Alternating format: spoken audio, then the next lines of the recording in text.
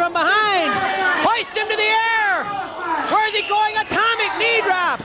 The atomic knee drop by Valentine. He lines him up for the Brainbuster. The Brainbuster outside the ring on Kerry Von Erich. The stars are coming out for Volume 7 of Classic St. Louis Wrestling. Hello, I'm Larry Matisic. Let's blow some of the cobwebs off of some of the stars on the action on Volume 7. You know, St. Louis was the wrestling capital of the world, in large part because it had the greatest talent from top to bottom on every single program. In addition, the legendary promoter Sam Muchnick had a tremendous talent himself. It was for matchmaking, putting the right people together at the right time to guarantee the fans action.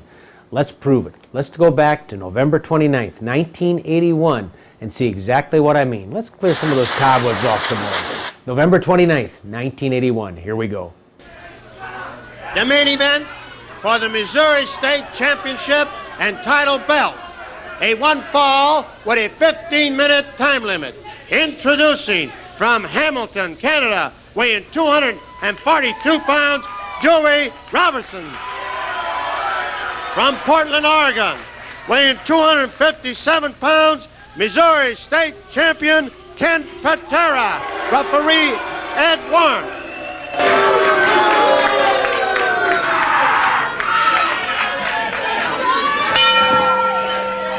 Dewey Robertson could become the Missouri State Champion today. The title is on the line. Robertson against strongman Ken Patera. Patera taking his time, removing his gaudy warm-up garb. And in many ways, it's a psychological ploy on the part of Patera. Robertson doesn't seem terribly perturbed, though, and doesn't seem to be becoming too anxious. Patera tells referee Ed Warren to get Robertson back. Robertson just has a little smile, almost a snicker on his face. Don't forget that Dewey Robertson was trained by none other than two-time former world champion whipper Billy Watson. He knows that there's more than brawn to what happens inside that squared circle. Robertson and Patera square off cautiously. Side headlock by Dewey Robertson on Ken Patera. Give Patera credit. Today the Missouri title on the line against Dewey Robertson, and of course an upcoming title match against Kerry Von Erich. But I wouldn't be surprised if Robertson could take the crown away from Patera here today. Promoter Sam Muchnick may want to make a change. I'm sure that he would, because Kerry Von Erich is expecting to have a crack at the Missouri crown, so that very well could change, and maybe it'll be Robertson defending the Missouri title against Kerry Von Erich. We shall see. We shall see right now. Patera shoved off by Robertson. Robertson no slouch when it comes to power.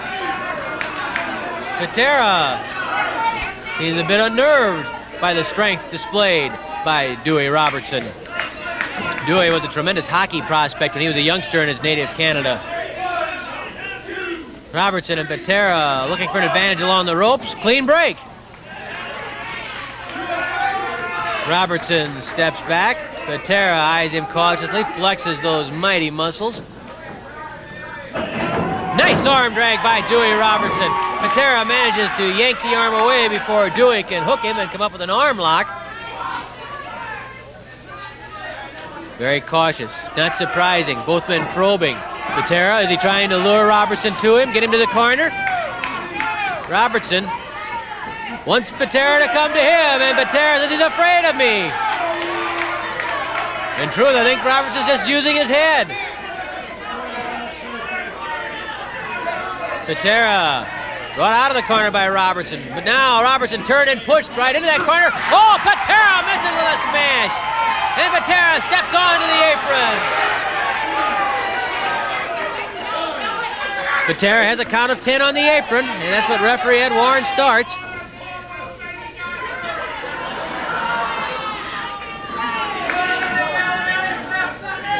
Patera and Robertson lock up. Side headlock. Nice quick move by Ken Patera. When Ken Patera first came to this area a couple of years ago, I think most of us and most of the people who follow wrestling in this vicinity expected a man who strictly relied on strength. And all of us, I'm sure, were surprised at how many other physical gifts Ken Patera has. He is very agile, very nimble. He's a quick thinker inside that ring. He has good instincts. There is more to Patera than muscle. And of course, it's proven by the fact that he has the Missouri State Championship for the second time. The first time he won that crown, he defeated Kevin Von Erich. The second time, he won a controversial match from Jack Briscoe. Patera with a flying tackle levels Robertson. Robertson ducks beneath. Robertson comes flying cross body block. This could be it. Count of one. And Patera managed to shove off Robertson and retreats clear to the corner. That's one of Dewey Robertson's favorites. And I mean, as Robertson shows you, we came that close to having a new Missouri State champion. Robertson says, I was one count away. Oh, that had to be a scary moment for Ken Patera. The Missouri State title nearly changed hands. I mean, it came within a second of changing hands and going to Dewey Robertson. The crowd hoots and hollers at Patera. He has a small case of rabbit ears. I don't think he minds turning around and staying by the ropes. Look at him staying next to the ropes. He's not too anxious to come out to the center of the ring where Robertson's high-flying aerial tactics are that much more effective.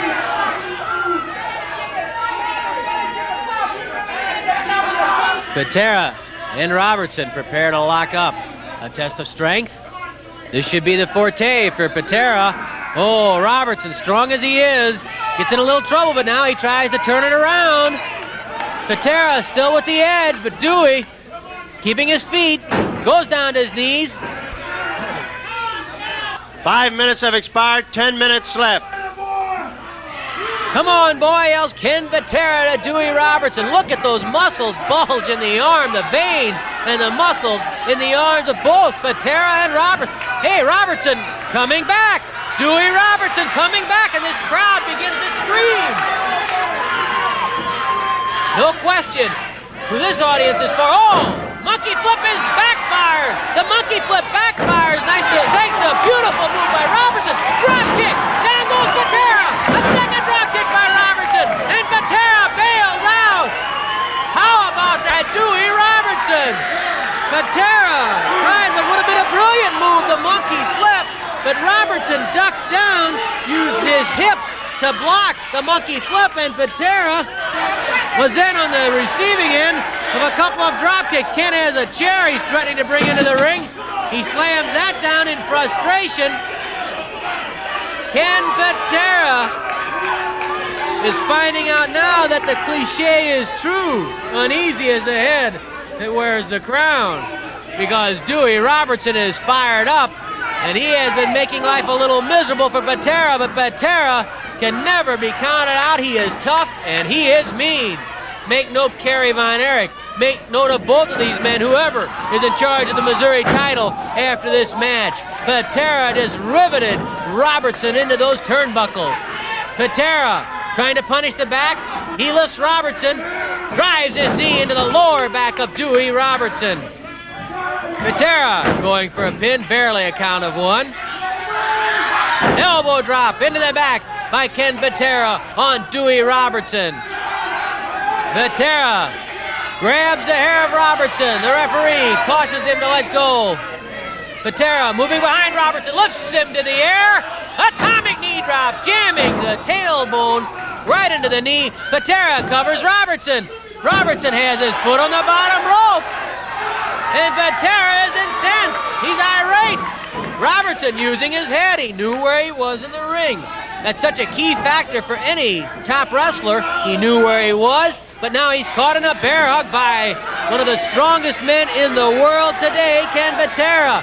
Patera squeezing with that bear hug on the already battered back, but Robertson gets free. Patera bangs the knee into the back of Robertson. Dewey falling into some trouble. Patera working that back over. Again, the bear hug by Patera. Look where his head is. He gets the head underneath the arm, and he'll try to keep it there so that Robertson cannot punish his ears. Patera squeezing, the first man ever to lift more than 500 pounds overhead. Makes you wonder about Crusher Blackwell, doesn't it? There's a guy who comes in around 480 pounds, and we've heard him claim that he cannot be body slammed. Maybe Patera be the guy to try it. Oh, Patera rushed Robertson, and Robertson caught him with a backflip. The crowd here is in an uproar as Robertson and Patera go at it hot and heavy, but again, Patera is able to clamp on the bear hug. we speak about Crusher Blackwell, don't go away, because Crusher Blackwell, all 482 pounds, will be making his debut on Wrestling at the Chase very shortly. He's on the day's lineup. You've got to see him to believe him. 482 pounds, and he can deliver drop kicks. In fact, we even saw him do a drop toe hold once. That is amazing for someone of that size. He is amazing. Robertson putting pressure against the chin of Ken Patera, and now trying to slide his arm inside that bear hug. If he can get inside, and if he can break the grip, he might be able to do something. He's inside. The elbow's underneath the elbow of Patera. He comes out with a hip toss. Nicely done by Dewey Robertson. Patera kicks Robertson away. Patera is no slouch. Patera attacks from behind on Robertson with the forearm. That was a legal blow. Robertson arm whipped. Oh, and Robertson comes off with a knee lift while Patera was waiting for the backflip. Robertson covers Patera. Try for a pin before Patera's shoulders are up.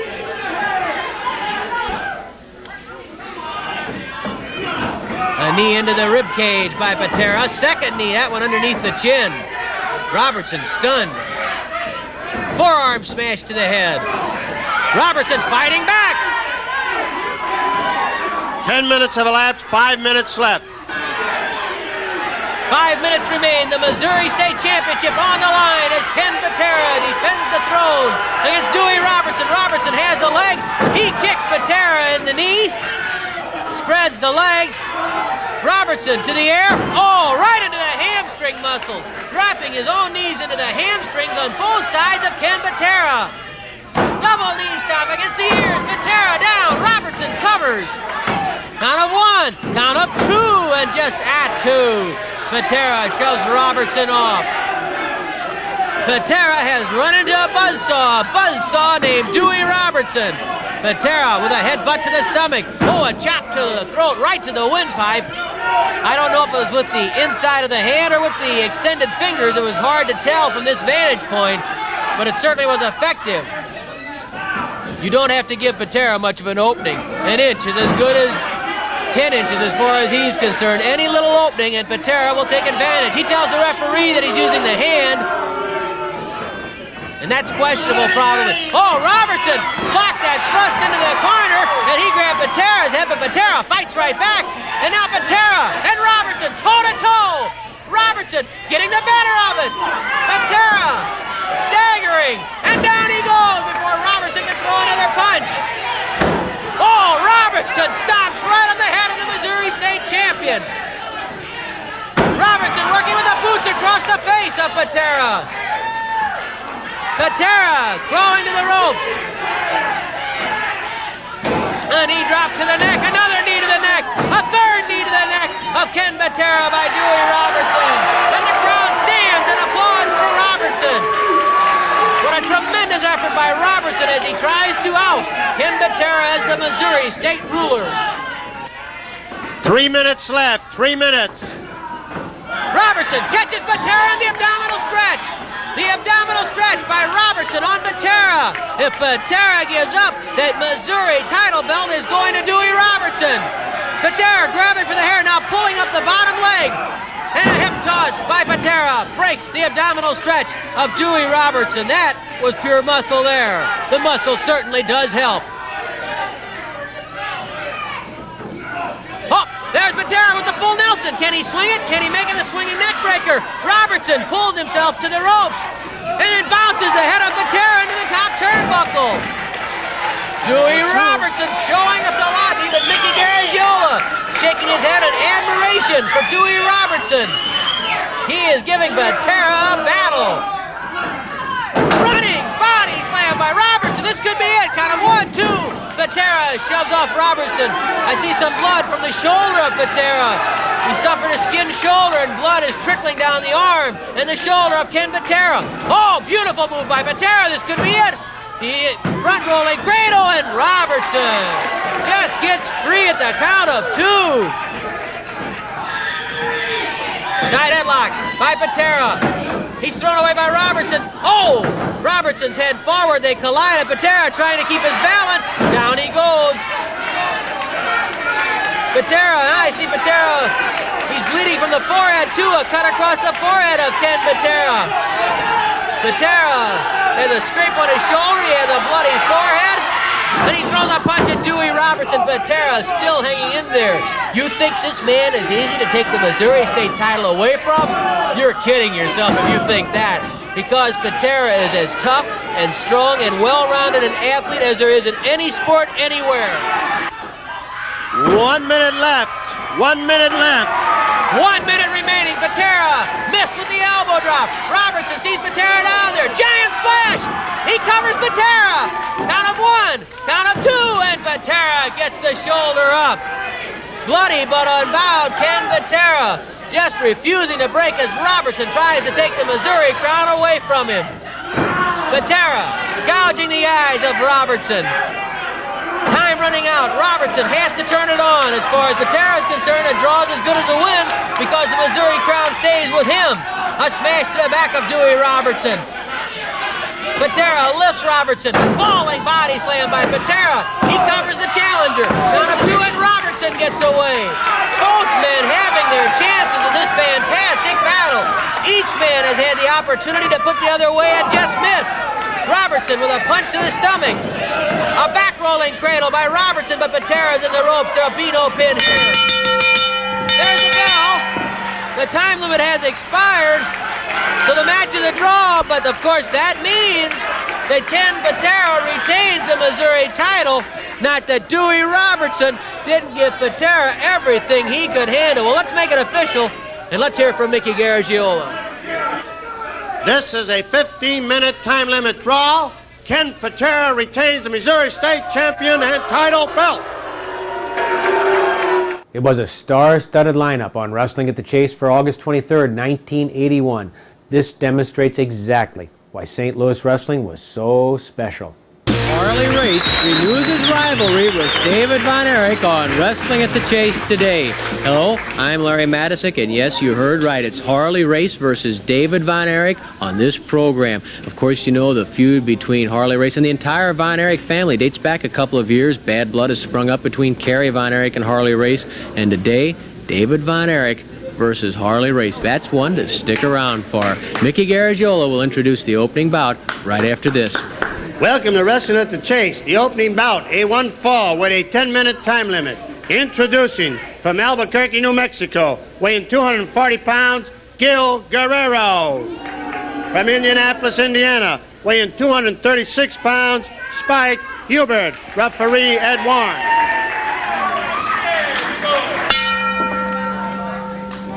Spike Huber takes on Gil Guerrero, the curtain raiser, today on Wrestling at the Chase.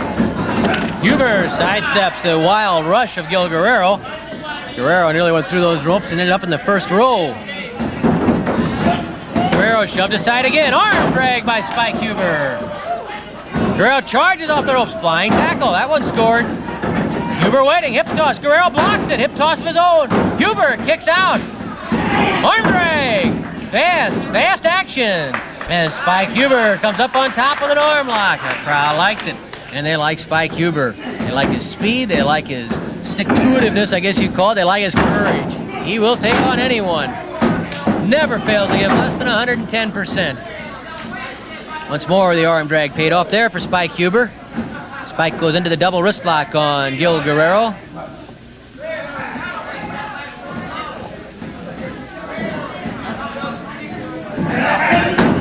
Good takedown by Gil Guerrero on Spike Huber.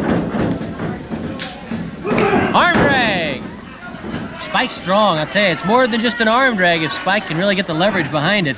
He whips those guys over, almost like a bullwhip. Cracks them right down on that mat. Guerrero tried to duck underneath the fireman's carry. Huber blocked it. Tries to ride Guerrero into the backslide. He knows he's close to the ropes, and he simply hasn't got the space to put that backslide on.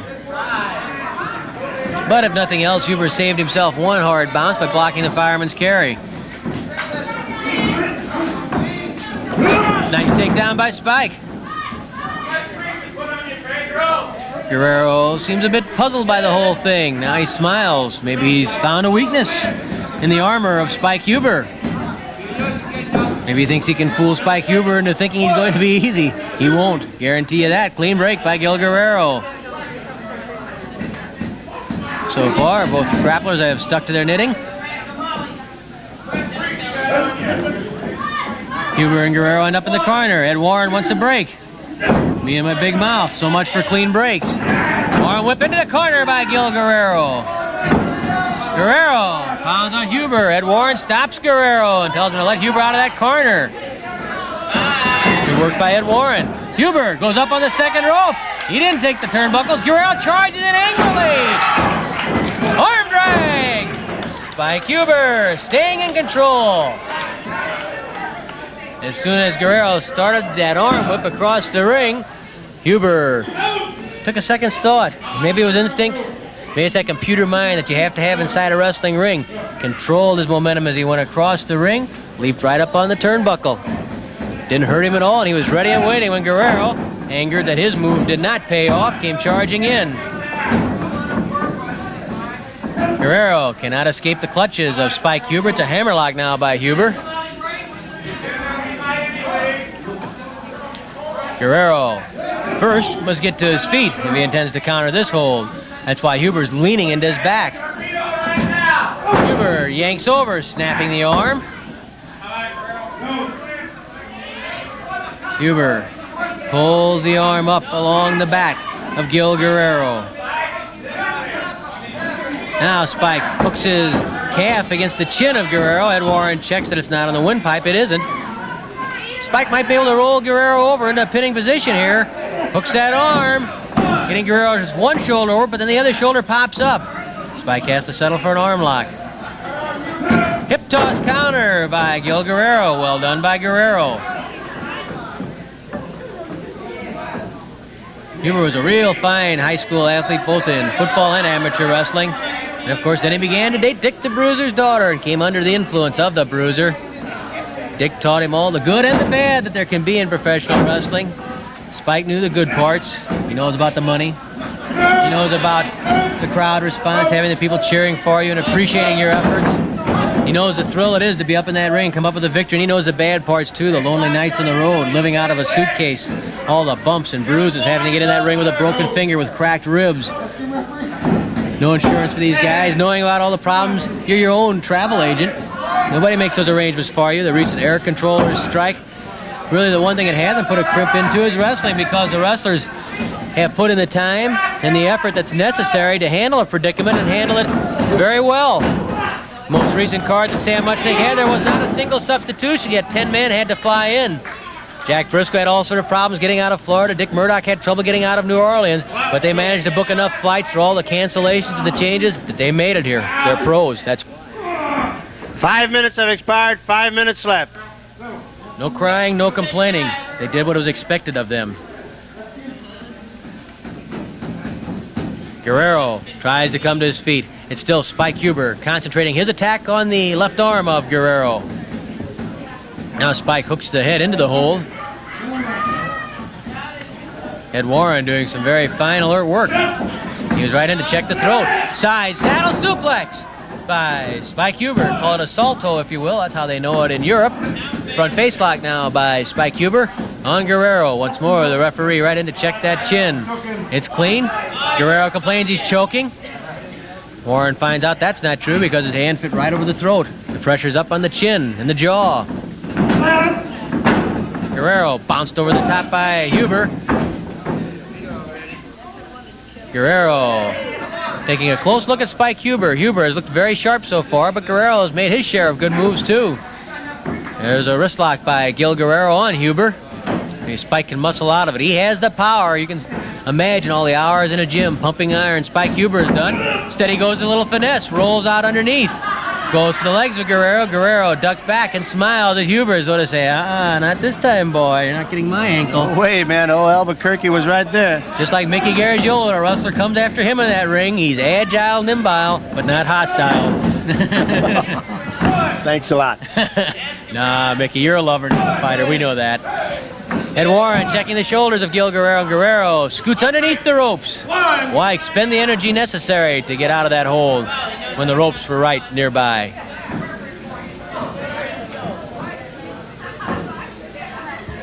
Once more, Guerrero and Huber tie up, and Guerrero pulls Huber forward into a side headlock. 3 minutes left, 3 minutes. Guerrero tosses Huber down to the mat. Once more, Warren right in there, watching the shoulders. Huber muscling his way up. That's all strength coming up. Guerrero wasn't making it easy. He was trying to lead into the neck. Yeah, Huber has the same problem again because Guerrero put him right back down on the canvas.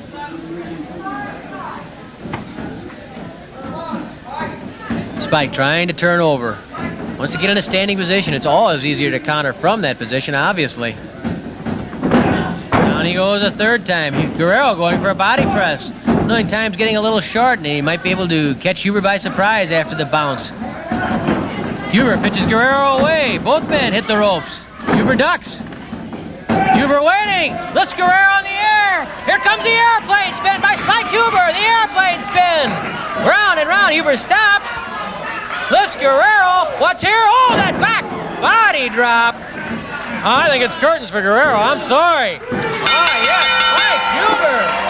He's come up with a very unique combination off that airplane spin. And I'll tell you, after the airplane spin with the back body drop following, that's pretty hard to recover from. Guerrero could not. Huber got the pin. And here's Mickey Garagiola. In 8 minutes, 11 seconds with the airplane spin, then the back body drop. The winner, Spike Huber. 10-minute time limit from Blackwell, Oklahoma, weighing 232 pounds, the former heavyweight champion of the world, Jack Briscoe. His opponent from Minnesota, weighing 245 pounds, Bill Irwin. The site is Tampa, Florida, and it's Jack Briscoe against Bill Irwin. Briscoe giving away some size to Irwin. The former NCAA champion, Jack Briscoe, comes to grips with Irwin. Nice arm drag by Briscoe, flings Bill Irwin to the mat. Again, they tie up in a second arm drag by Briscoe. Irwin charges. Briscoe's waiting again. Quickness was always one of the strengths of Jack Briscoe, and it still is. Don't forget, Briscoe was one of the younger world heavyweight champions ever when he dethroned Harley Race back in 1973 in Houston, Texas.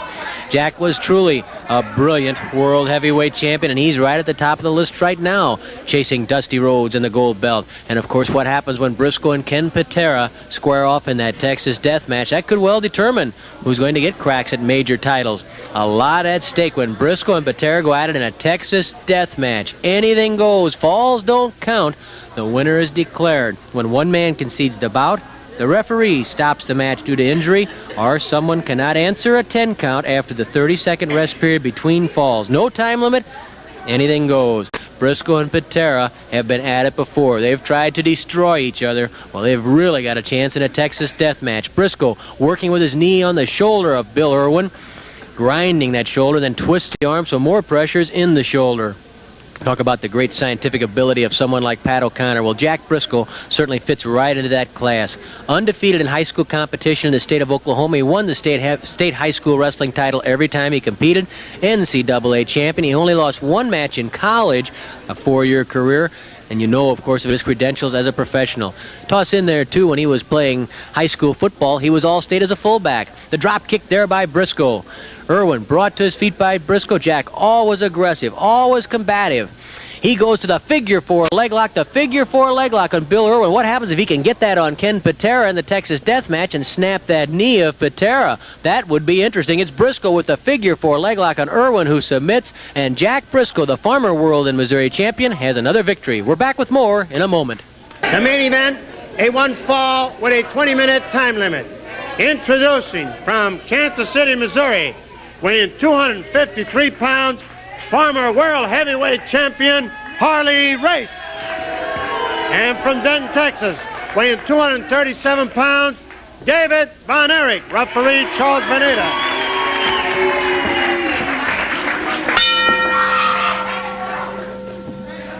How many promoters do you think called Sam Muchnick this week wanting to know how he does it time and time again? Harley Race against David Von Erich.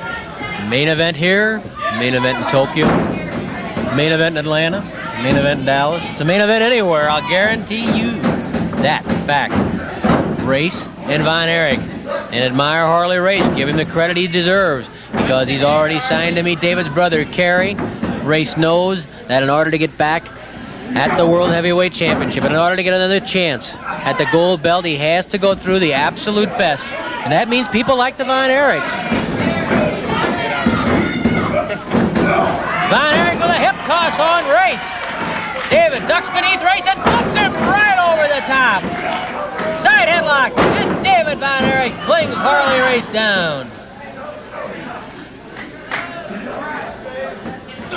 Over the next few weeks, Harley Race could be sitting on top of the world. Or could be knocked all the way down right to the bottom. And really have a tough road ahead of him. But Race likes the going tough. Very unorthodox wrestler. And man, that's one of the reasons he's been so successful. Look at that bridge by David Von Erich. Beautiful bridge. Coming all the way up and riding Race back down with the side headlock.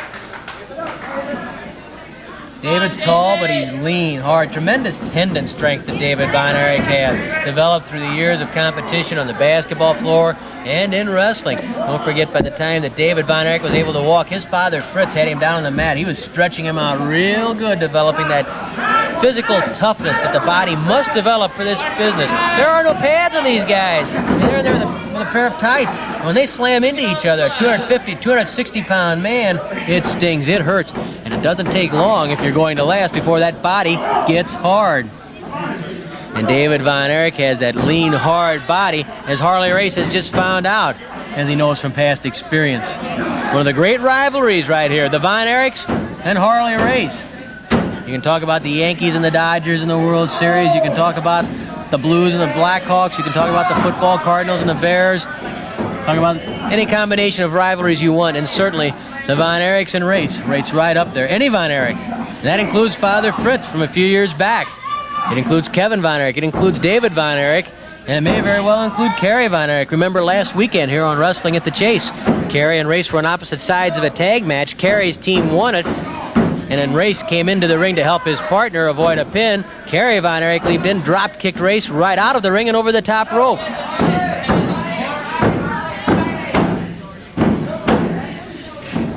David twisting Race's head. Race barks out, no, no, no.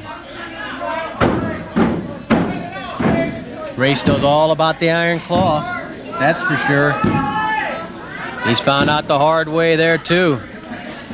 Remember when David Von Erich really burst into international prominence right here on Wrestling at the Chase? It was in a handicap match against Harley Race. David caught Race in the claw and opened up Race's head, and they had to help Race from the ring.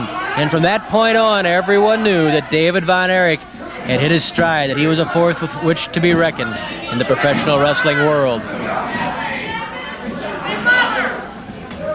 Race tries to put his full body weight against the stomach of David. He does so, pushes him to the ropes and away. Race ducks.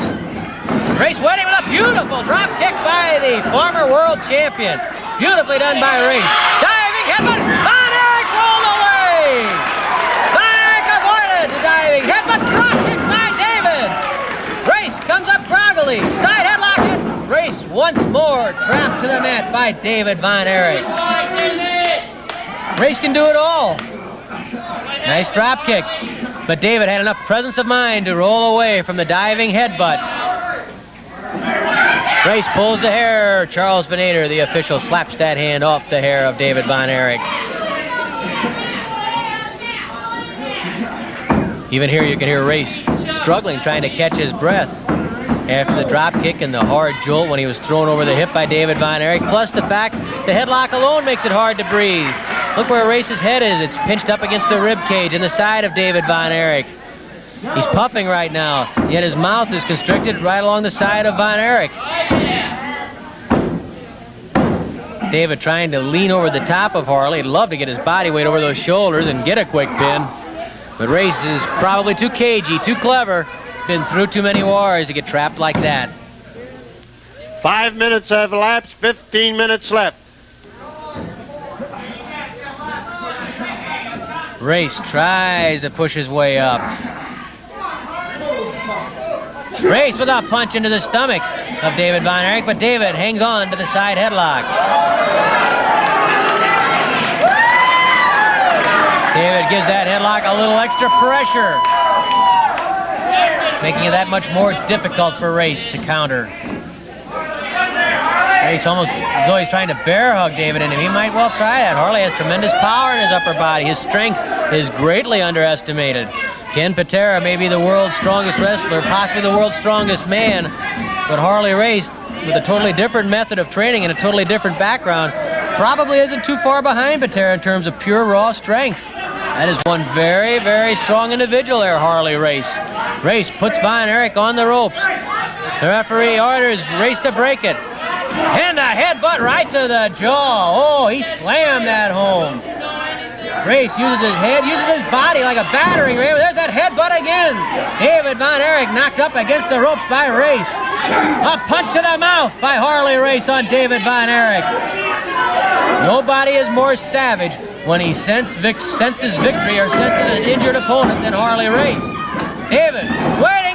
Oh, he clotheslines Race, nearly taking Race's head off. Von Erich covers Race. This could be it. They got him too. Race gets away. He was caught by surprise.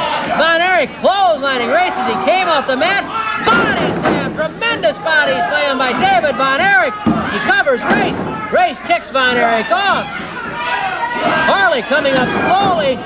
And Race pitched down by David Von Erich. David looking extremely sharp right now, giving Harley Race everything and more that Race could have expected. I like those body slams David Von Erich is doing. He's adding a little more body motion and body momentum from himself to those body slams. He's turning into one wicked body slam deliverer, if you want to call it that.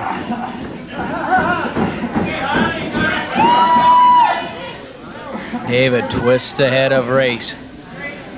Tension mounting a little bit right now. Race cannot seem to generate any offense against David Von Erich. He had things going with those headbutts, but David turned it around.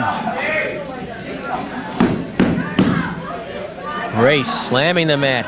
Frustration, pain, a little bit of both. As David squeezes the cheeks together of Harley Race. Young David Von Erich, right up there in the upper echelon, among the elite in professional wrestling. Race never underestimates an opponent. He's learned that the hard way, too. Everything Harley Race has learned in wrestling's come the hard way. He didn't have the formal teaching. He didn't have the formal background. He paid the price with his body by taking his lumps, by being psyched out psychologically occasionally against opponents.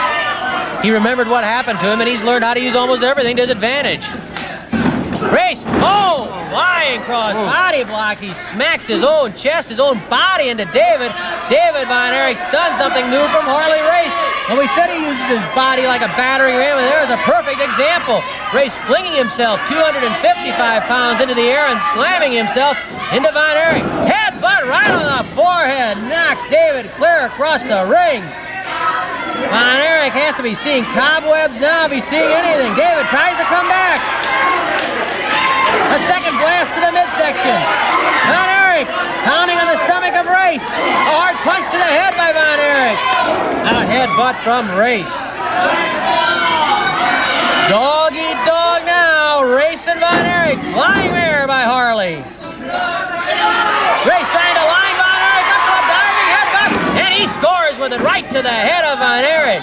It stuns Race a little bit too, but Race is willing to pay that price because he knows it will hurt his opponent more.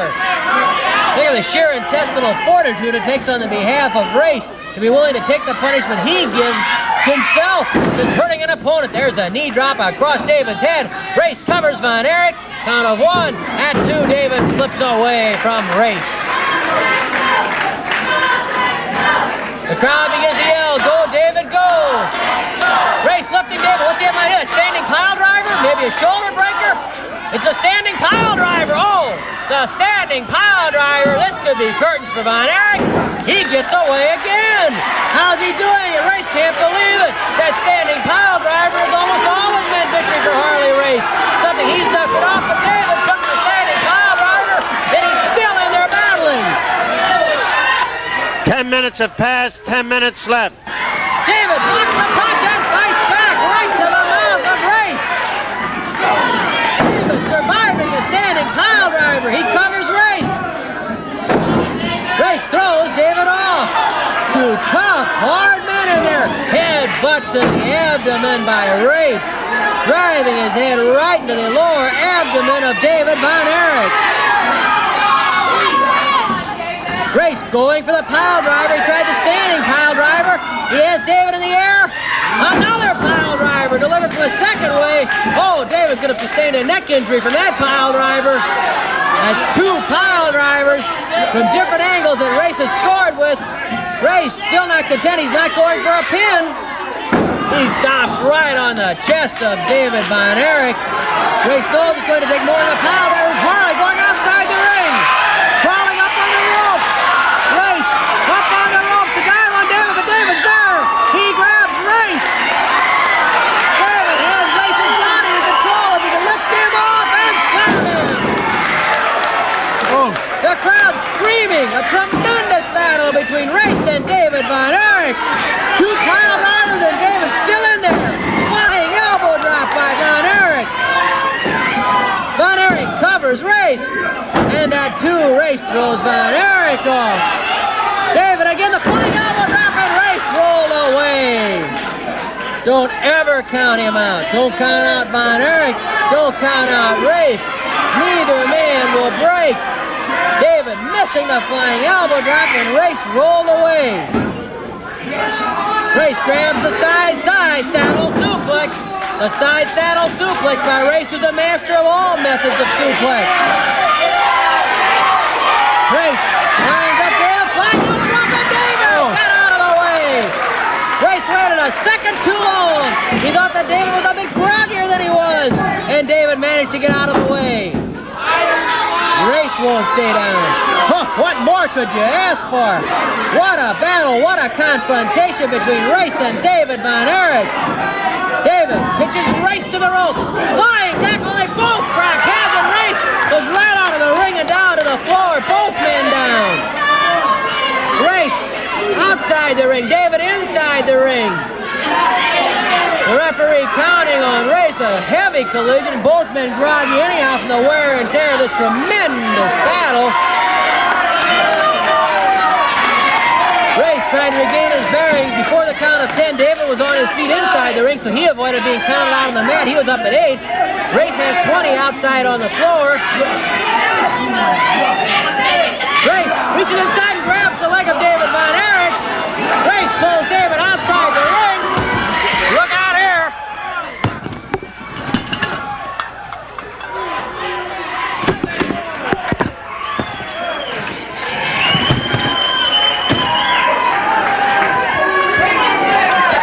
David Von Erich, as you can see, slammed into the press table by Harley Race. The table dismantled from the force of Race slamming David into that table. David trying to pull himself up and come up to the apron. The referee trying to keep Race back. Race grabbing David and yanking his head down over the top cable, strangling David over that top rope. Von Erich in trouble outside the ring from the assault of Harley Race. David reaches up. He grabs Race, trying to pull Race outside, but Race has the advantage right there. He lifts David to the apron, going for the suplex.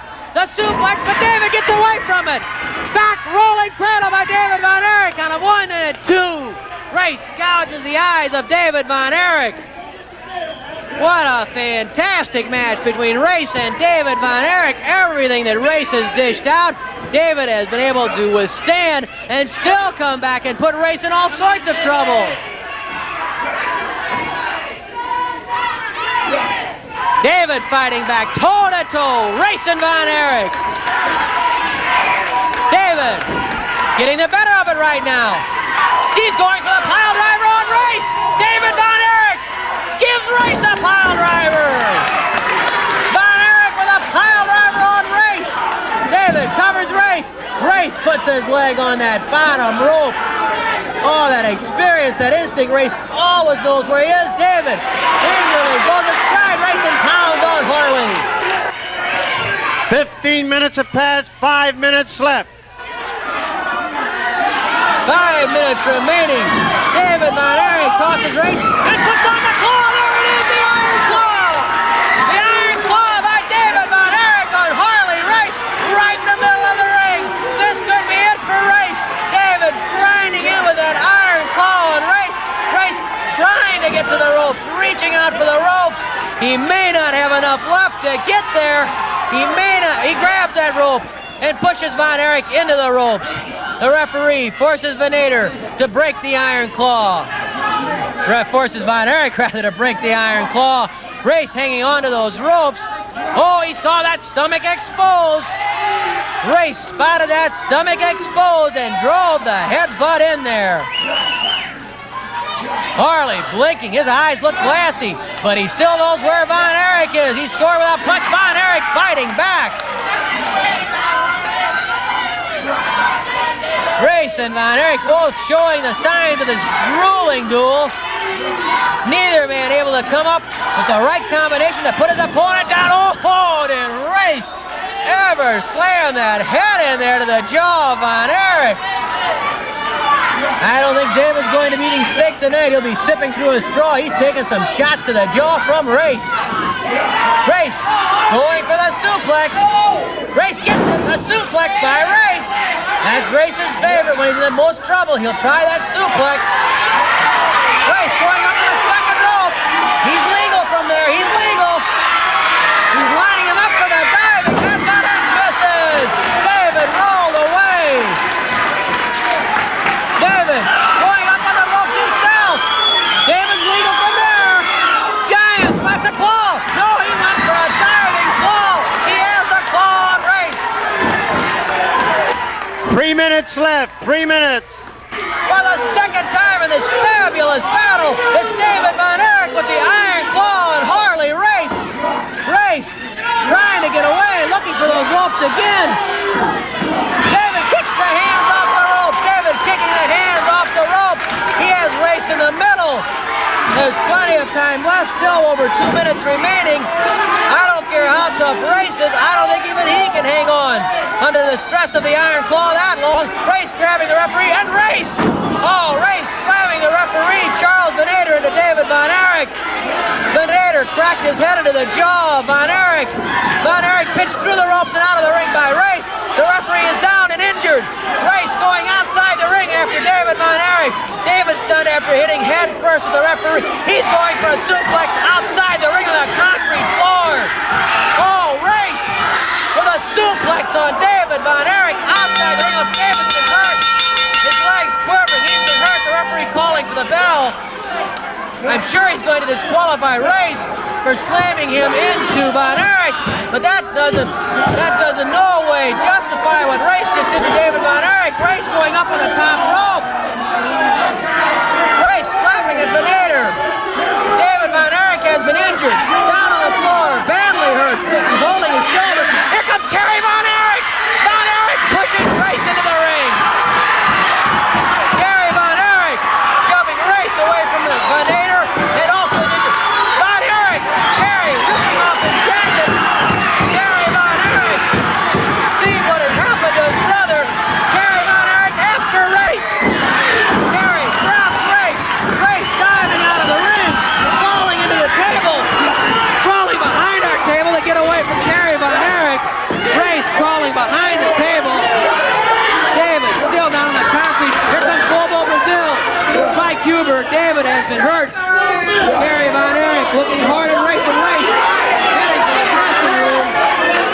Kerry Von Erich really had no choice. That was his brother. That was his brother down there on the floor who took that suplex on the concrete floor. David bent forward. Brazil and Spike Huber trying to help David get to his feet. David is on his feet. He's shaking pretty badly. He'll have a doctor take a good look at him. Kerry Von Erich coming to Mickey's microphone has been destroyed. I think we'll have to handle the announcement from here.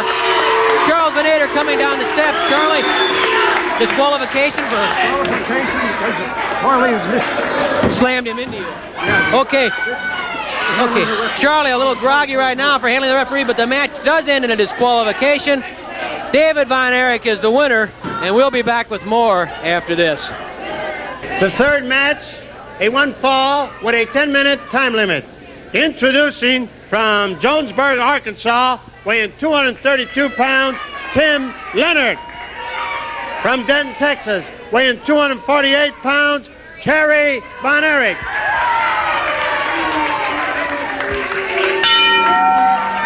Kerry Von Erich opposes Tim Leonard, but I'm sure his thoughts right now on his brother Leonard. Jumping Kerry Von Erich from behind. Leonard jumping Kerry when he turned his back to take his jacket off. Referee Eddie Warren trying to restore order. Kerry, his temper probably a little short anyway after what happened between him and Harley Race after Race gave David Von Erich, Kerry's brother, a suplex on the concrete floor and injured David. Kerry whips Leonard to the ropes, catches him coming off with a stomach claw. The stomach claw lifting Leonard in the air, high into the air. Do you believe that? And slamming him down. The stomach claw by Kerry Von Erich, and Leonard submits. Kerry Von Erich, still infuriated. You can see he's geared up. The muscles are all just flexed and tense. And when Leonard jumped in from behind, Kerry just blew, and I mean, that was it. Leonard just got blown right out of this building by Kerry Von Erich with the stomach claw. I hope Harley Race saw that. Here's Mickey. In 39 seconds, with the stomach claw, the winner, Kerry Von Erich. Kerry Von Erich, you must have mixed emotions right now. You blew Tim Leonard right out of the building, but they had to carry your brother out of the studio after what Harley Race did to him. That's right. Unfortunately, that's what happened to Dave. He's all right. His shoulder and his neck is injured, but he's okay. He's not in the hospital, so thank the good Lord for that. Yeah, I imagine you'll have some doctors take a look at him, though, make sure there's no serious injury there. The point is, though, what Race did to him on the floor with that suplex, that's what you have to look forward to when you wrestle Race head-to-head. He'll do anything. Man, that's one man I've always wanted. I wanted him for so long. It's had me a gut feeling inside. This man, I've seen him wrestle against my brothers, my dad, and I've seen him win any way that he possibly can.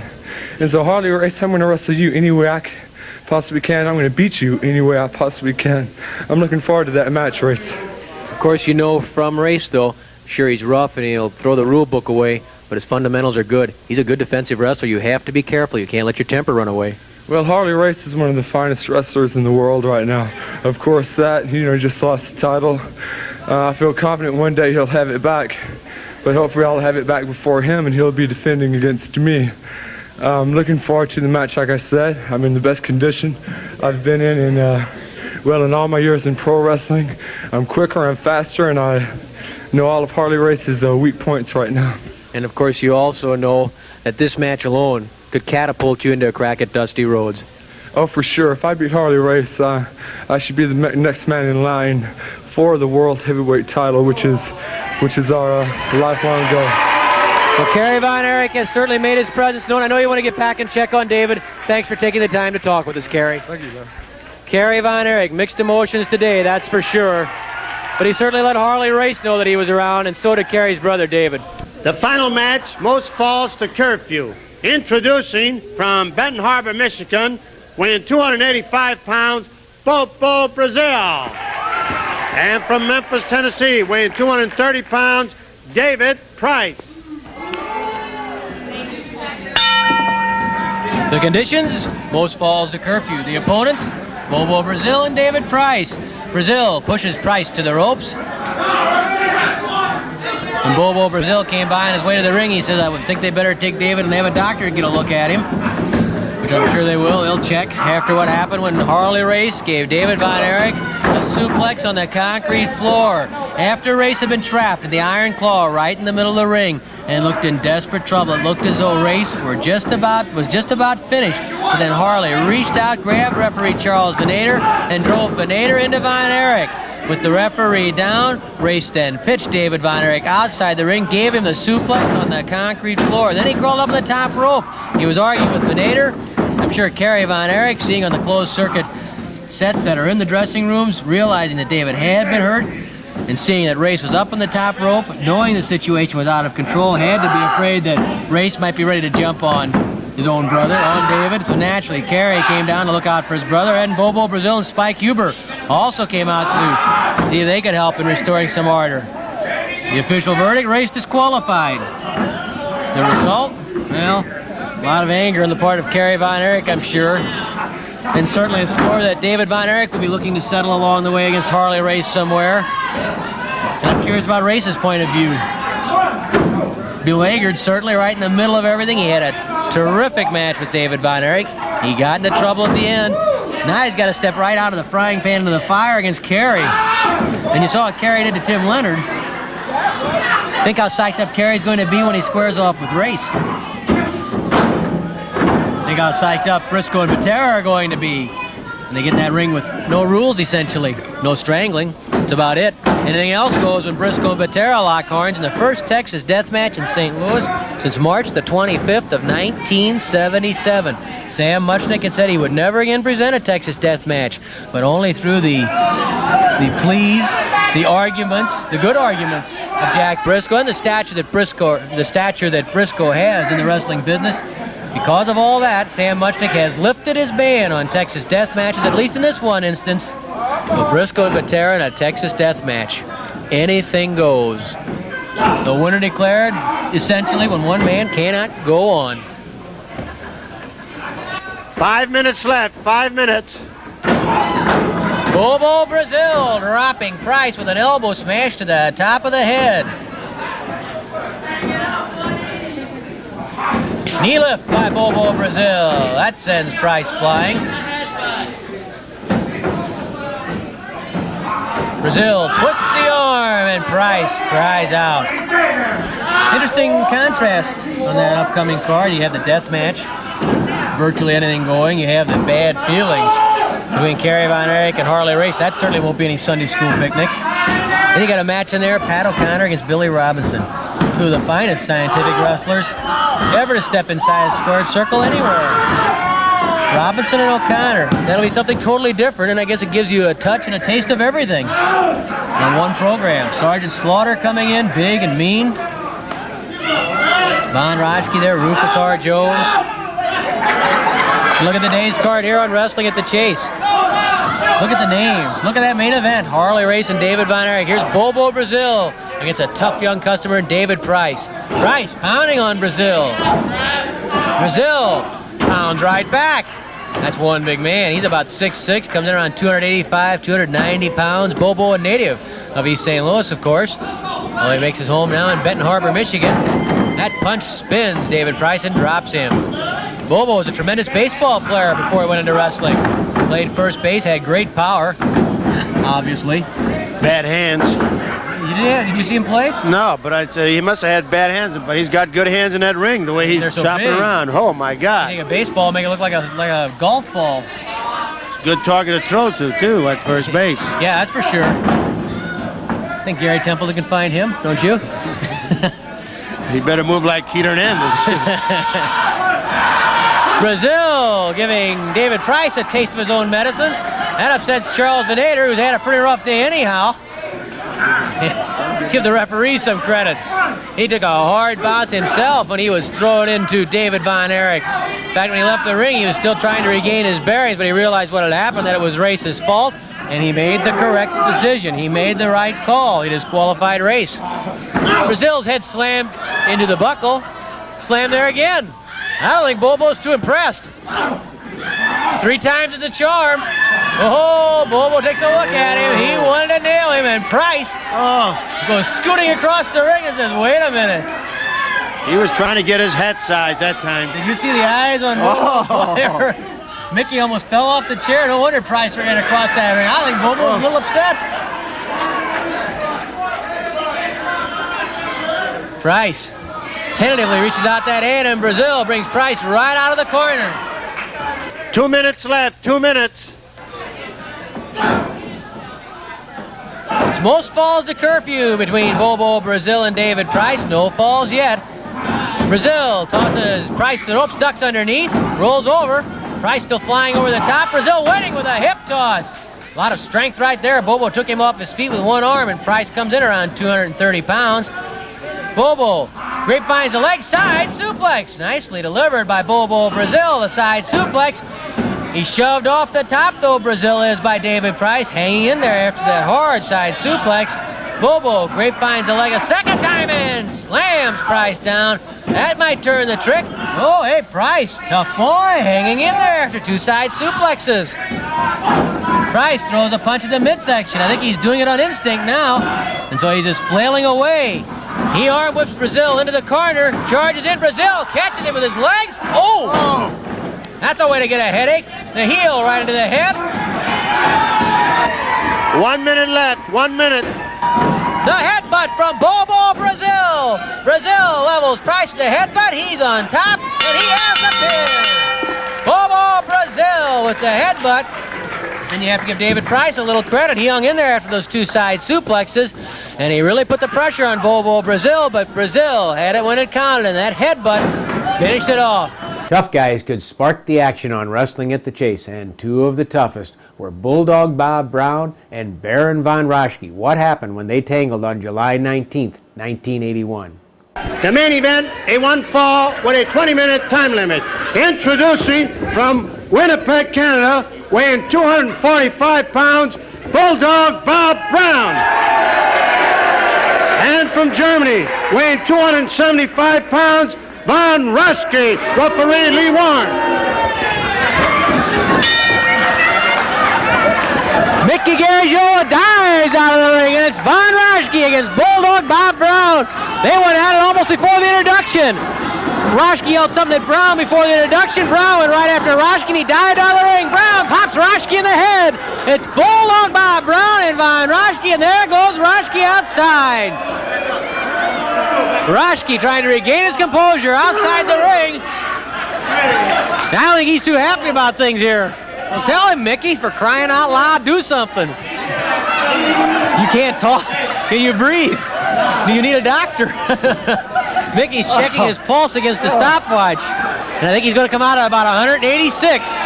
This guy Von Raschke, something else. What are you puffing about? Oh, you kidding? Man alive, boy, that's a lot of weight coming after you. Von Raschke squaring off with Bulldog Bob Brown. This will not be a tea party. No That way. is safe to say.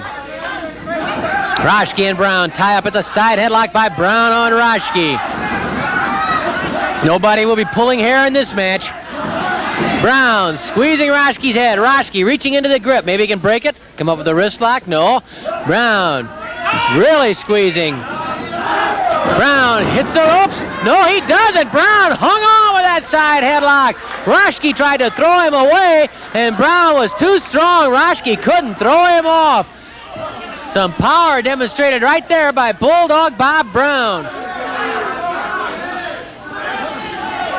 Lee Warren, with the unenviable task of officiating this match, asked Raschke if he wanted to give up. Don't hold your breath on that happening from either man. Raschke throws Brown, tries to throw Brown, can't do it. He tries again to throw him, and Raschke just can't throw Brown off. Look at the way Raschke's head is wrinkled, the way the ears are pinched together from the force of that side headlock by Bulldog Bob Brown. That head's all wrinkles. You can hardly see his eyes. Brown has him gripped so tightly. Watch my tights, yells Brown. Lee Warren slaps the hand of Raschke away.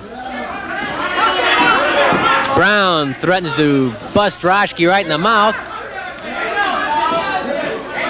Raschke puts pressure up against the side of Brown's face. Brown pops the back of Raschke's head with that side headlock and bangs his forearm into the neck of Raschke a couple more times, and Raschke is pitched down by Bulldog Bob Brown.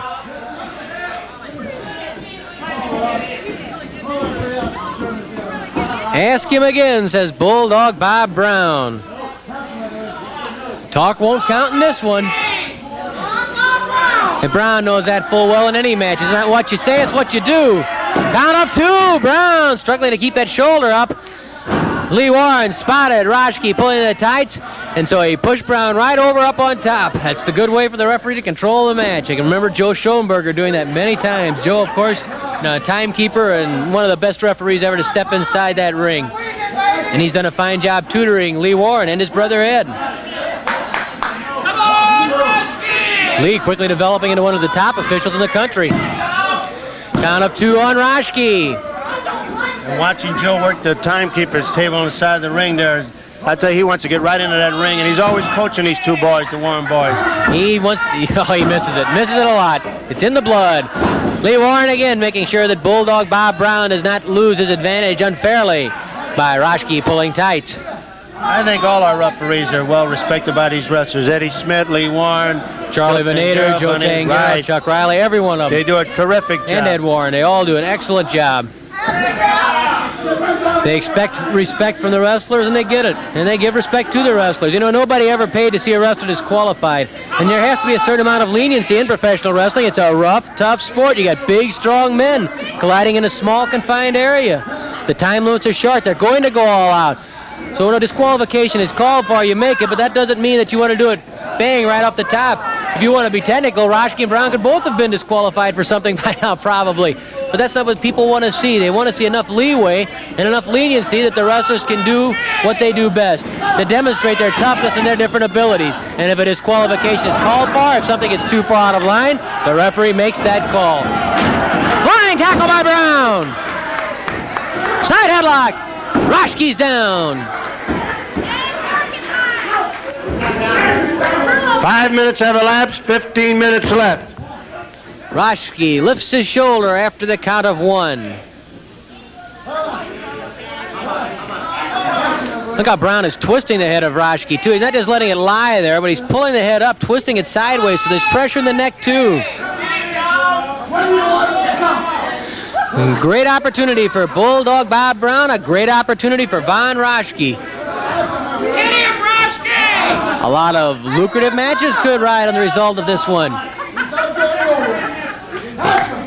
Ask him, says Bulldog. Hey, you never know, the guy may give up. Brown really pulling that neck around.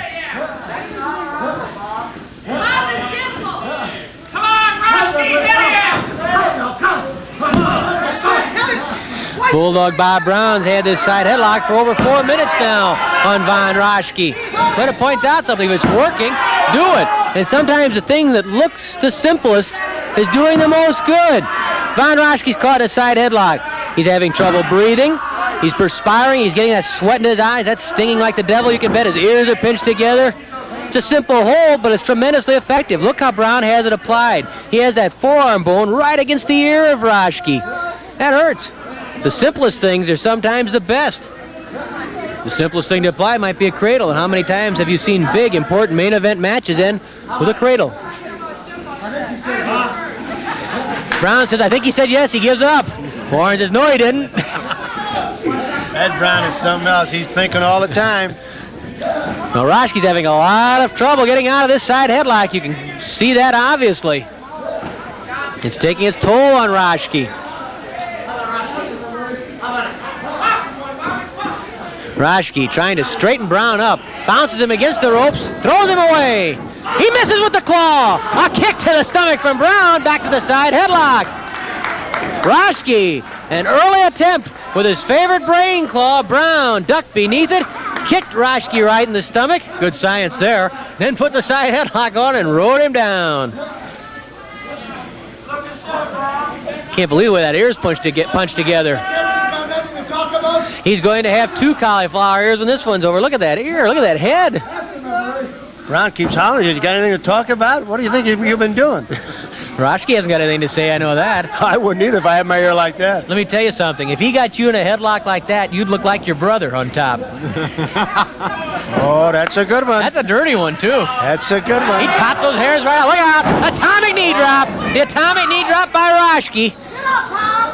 The atomic knee drop by Von Roschke. You can see the effect of that side headlock right now. Roschke a little slow to follow up the advantage. Brown stunned. He was caught by surprise. Roschke used that brain and scored with an atomic knee drop right to the spine of Bulldog Bob Brown. Flying elbow drop by Roschke into the back of Bulldog Brown. And now that shoe might be on the other foot because Brown's in some trouble. Roschke with a kick to the back of Bulldog. And then Roschke pulls back on the head with a chin lock. Perfect position there by Roschke. You know, that neck that Bulldog Brown's got, I wonder how effective that'll be, but maybe he can wear him down by putting pressure in the neck and the back. You know, Bulldog's head really goes right into his shoulders. He got that big, big neck. Get the monkey off your back, Bob! Roschke pulling on the head of Brown. It's not a strangle. That's obvious. Now Brown trying to get up. He's scooting backwards. Maybe he can scoot out from underneath it. Roschke really squeezing the chin. Look out! Down goes Roschke. Brown tripping him as he pulls off with that back. Still painting Bulldog Brown, and Roschke follows up, banging his knee into the back of Bulldog Brown. Brown comes off the ropes. Roschke with a forearm right into the solar plexus. Perfect location on that forearm smash from Roschke. He covers Brown. Count of one, count of two. Brown kicks away. Roschke lining Brown up for the claw. The claw. Brown blocks it. Brown blocks the brain claw of Roschke. The claw being blocked by Bulldog Brown. Roschke straining, trying to get that claw on Brown. Look how close he is. Roschke trying to get that claw on Brown. Brown reaches up and gouges the eyes of Roschke. Oh, so close for Roschke. And the crowd urges on Brown. 10 minutes have expired, 10 minutes left. Roschke pounding on the back of Bulldog Brown. That's still the vulnerable point on Brown. Body slam by Roschke. He covers Brown to go for a pin. No luck there. Brown's tougher than that. Brown staggering, favoring that back. Roschke lifted to the air by Brown. He suckered Roschke to him and scored with his own body slam. Count of one. Roschke kicks up, gets that shoulder up. Brown following Roschke, the chop to the throat. Brown again lifts Roschke. Roschke grabs the rope and pulls Brown over the top rope with him. Oh, Brown slams his head and arm against a chair at ringside. One of the spectators vacated the area. Roschke pounding on Brown outside the ring. Brown trying to fight back. Brown grabs Roschke's head, and Brown, though, is pushed away. Brown pushed away into the steel ring post. The count, Roschke chased back by the referee, and he has to start the count over because Roschke would not get back. Brown tried to run Roschke's head into the ring post. Instead, it was Roschke who shoved Brown off, and Brown hit the ring post after he'd already hit a chair at ringside with his head. Roschke being pushed back again by the referee. Brown up to the apron. He slams his shoulder into the stomach of Von Roschke. Roschke pounding on Brown. This is turning into Donnybrook. Brown working on the eyes of Von Roschke. Brown battering Roschke now. Both of these men showing the ability to absorb punishment and still fight back. Brown pounding on Roschke. Of course, Lee Warren trying to get him back. Oh, and Brown throws the referee aside. Brown. Roschke, oh, and Roschke belts the referee. Down goes Lee Warren. Warren has been decked by both men. First Brown and then Roschke. They're over on top. Warren calling for the bell. Warren calling for the bell after he'd been decked first by Brown and then by Roschke. Brown and Roschke going at it hot and heavy. Referee Lee Warren trying to separate the two. Roschke backflip by Brown. Warren trying to pull the two apart, and Roschke crawls out of the ring. Oh, did Warren get clobbered by Roschke? Brown had earlier thrown Warren aside when he tried to separate the two. Mickey Garagiola checking with the referee what he wants to do. I think he may be disqualifying both men. Roschke outside the ring right by us, Brown in. Let's hear from Mickey Garagiola. Well, wait a minute, Brown coming out after him. Roschke throws a chair this way at Brown. Now Roschke grabbing a chair, and Brown and Roschke squaring off outside the ring. Referee Eddie Smith has come to ringside to help restore some order. Let's hear from Mickey Garagiola. In 12 minutes and 2 seconds, referee Lee Warren disqualifies both wrestlers. This match is a draw. Do you think Baron Von Roschke has mellowed any in 20-plus years? On April the 10th, 2004, I had the opportunity to visit with Von Roschke on a card at the South Broadway Athletic Club in St. Louis. He was visiting friends in St. Louis, and he also got involved a little bit as the evening went along. First, we talked to Von Roschke alone. Then, during the card, I talked to him again, and on the card were Ron Powers and Gary Jackson, two terrific talents who really never got the break they deserved because of the changes in wrestling. They would be top stars, but they're still top names in the St. Louis area. Well, watch what happened, and you tell me if you think Von Roschke still has a temper when this segment's done. It's good to be in St. Louis. It's good to be here at South Broadway Athletic Club, where the ring's going up for an independent card tonight.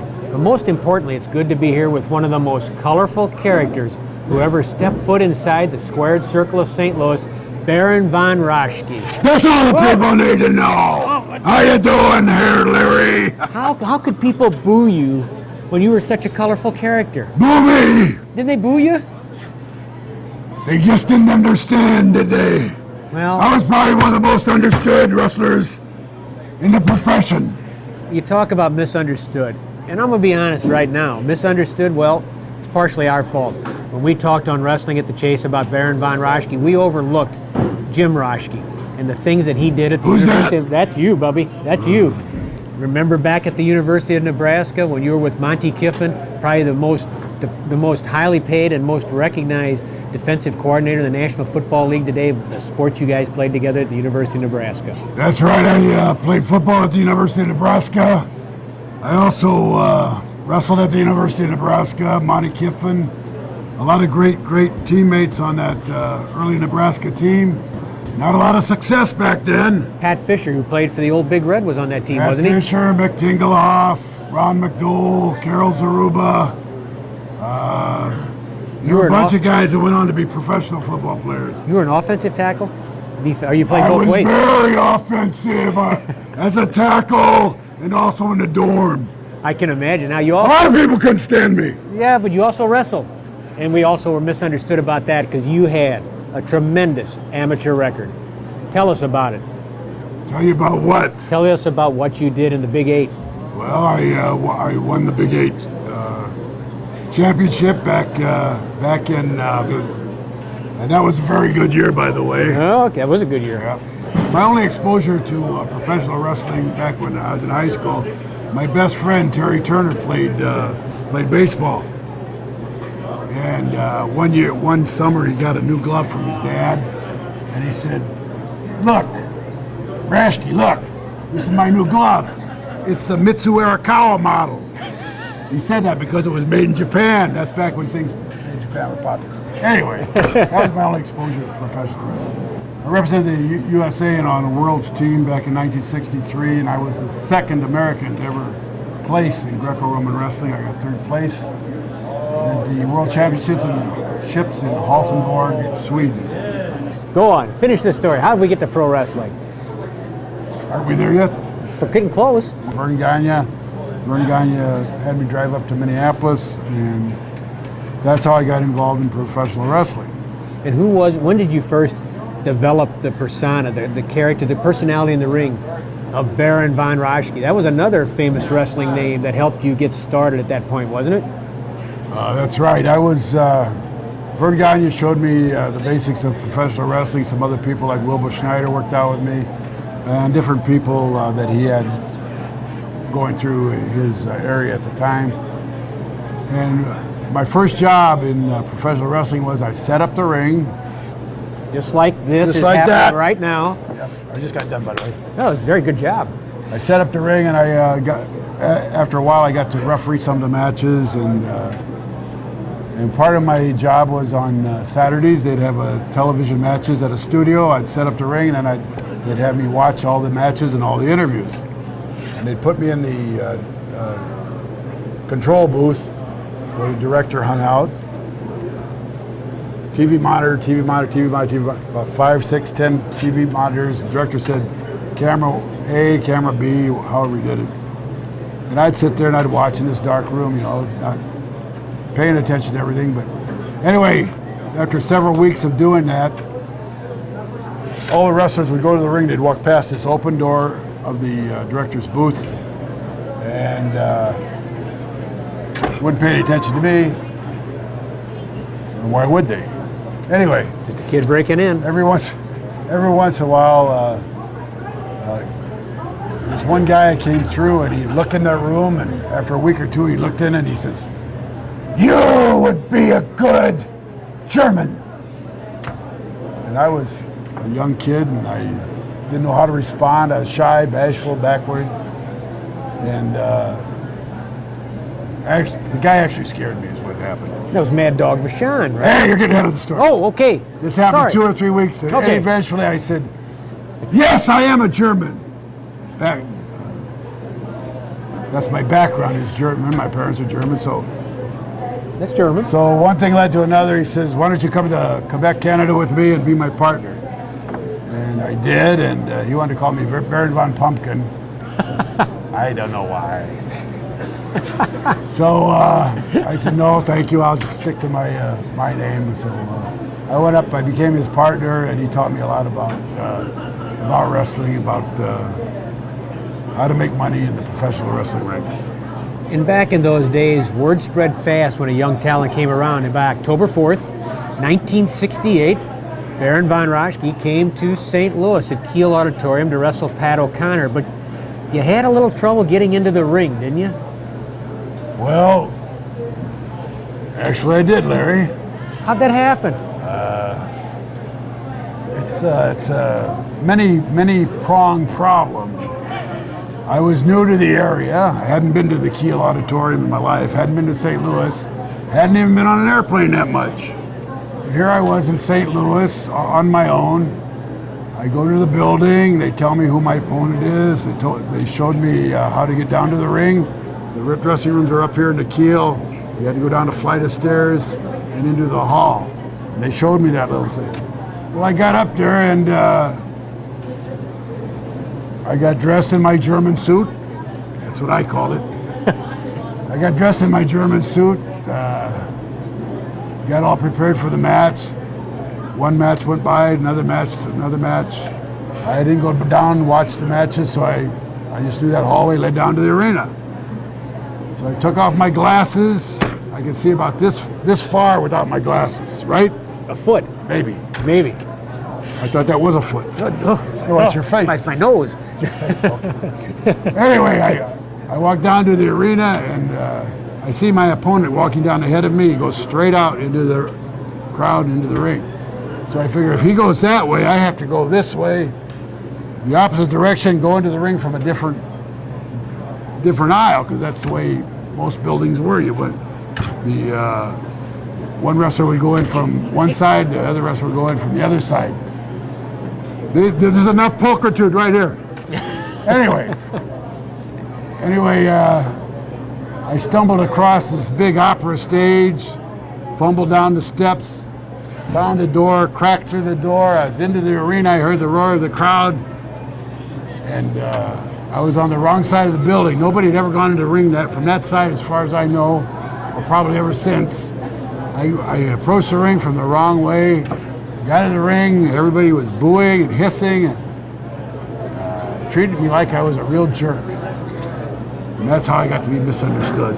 You were misunderstood, but it was a great entry, because I remember that. I was just starting to work for Sam Muchnick back then, and I remember, who is this guy that got lost going to the ring? And it was Baron von Raschke. What a great entry, and what a great match with Pat O'Connor that night. Pat O'Connor was a terrific opponent, was he not? He was. He's one of the greatest wrestlers in the profession, and he was always up to the task. He was a great performer. When you wrestled at Kiel Auditorium, you were all over the world.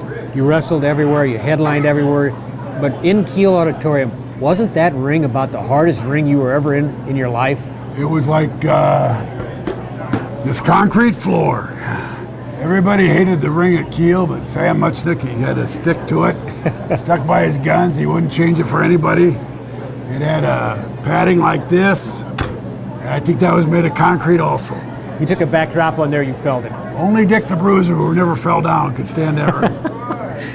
When you wrestled in St. Louis, one big match you had, and you sold out Kiel Auditorium for it, you against Dory Funk Jr. for the World Heavyweight title. You probably remember that one because you had a sellout crowd, and Dory Jr. was a tough opponent. He was. He had a lot of skills, and we went at it tooth and nail. I don't remember the result. He obviously maintained his championship belt, but he must have cheated or something. He must. You wouldn't have cheated. No way. No way. As you went around wrestling in those eras, one thing... Dick the Bruiser would have cheated. Dick the Bruiser probably did cheat. But as you went around wrestling in all these different venues, I can remember you suffered an injury to your shoulders, and a famous surgeon, Dr. James Andrews, who now does many of the rotator cuff surgeries for Major League Baseball, one of his first surgeries on your shoulders and it was only a few days before a card at Kiel Auditorium. Can you remember the pain? Tell us about that whole surgery thing and how you felt you had to work. You didn't want to disappoint the people in St. Louis.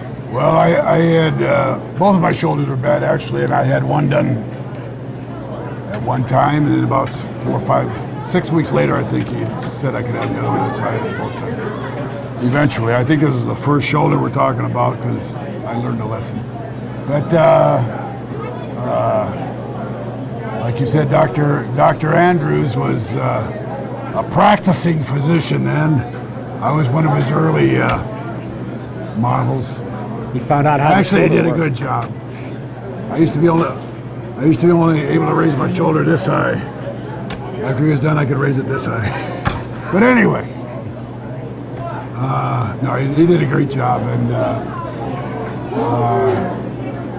I woke up from this surgery. He came to my room. He says, "How does it feel?" I says, "Well, will I ever be able to play the piano?" He says, "I don't see why not." I said, "Wow, I never could before." Anyway, after about a week of rehab, I still had they sewed me up with a wire, and it had a little curl on the top, and it went down. And I was booked for a show here at the Kiel Auditorium, and I said, "Gee, and they said, "Oh, you got to make it, like the world would come to an end if the Baron wasn't on this card." Not true. I think they would have had a sensational card without me. So I came, like the fool I was, I came to the arena thinking I was tougher than I was. And I actually got in the ring, and I paid the price, but I got through the match. And well, let's talk about something about wrestlers that's often overlooked.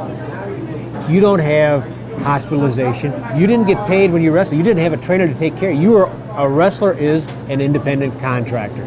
It's a tough life. Yes, the promoters are very, very smart about that. They keep us as independent contractors. A thing you might learn, by the way. There are no benefits, and you had to either be working, you had to get there, you had to perform, or you didn't get paid. And if you didn't get paid, you couldn't pay your bills, so on and so forth. How many nights did you get into that ring when you were beat up and hurt?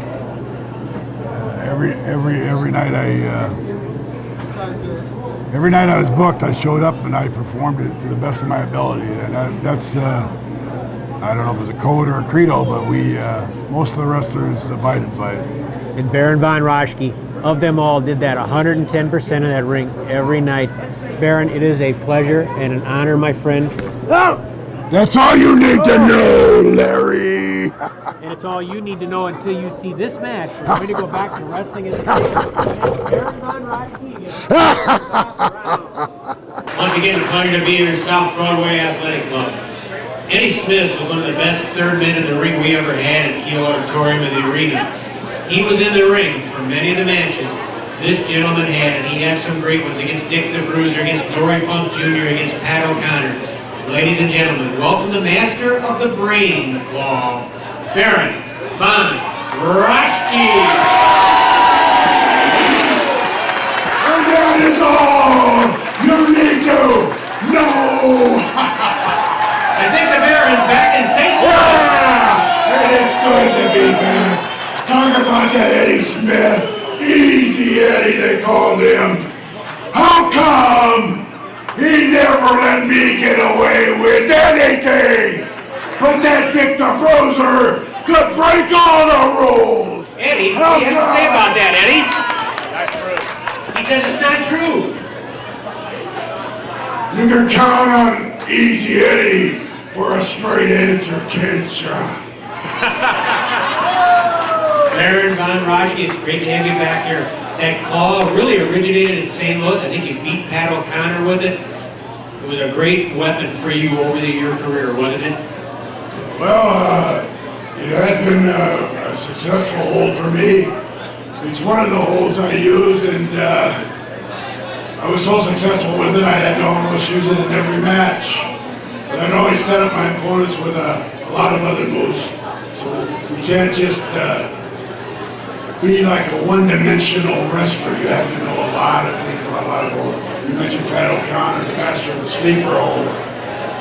The sleeper is a great hold, but if it's not set up correctly, if you don't do the other things to wear your opponent down, use the arm locks, use the arm drag, leg locks, then you're not going to be successful with your favorite. There's somebody I want to bring in here because I talked to him before the card. He really wanted to meet you. He's really been a top star. Somehow, bouncing around the country, you guys never ended up in the same place at the same time because of that. Is Ron Powers down here? Here comes Ron. Let's bring Ron out there. Oh, Ron wanted to get the chance to say hello and to meet Baron von Raschke. Here comes Ron.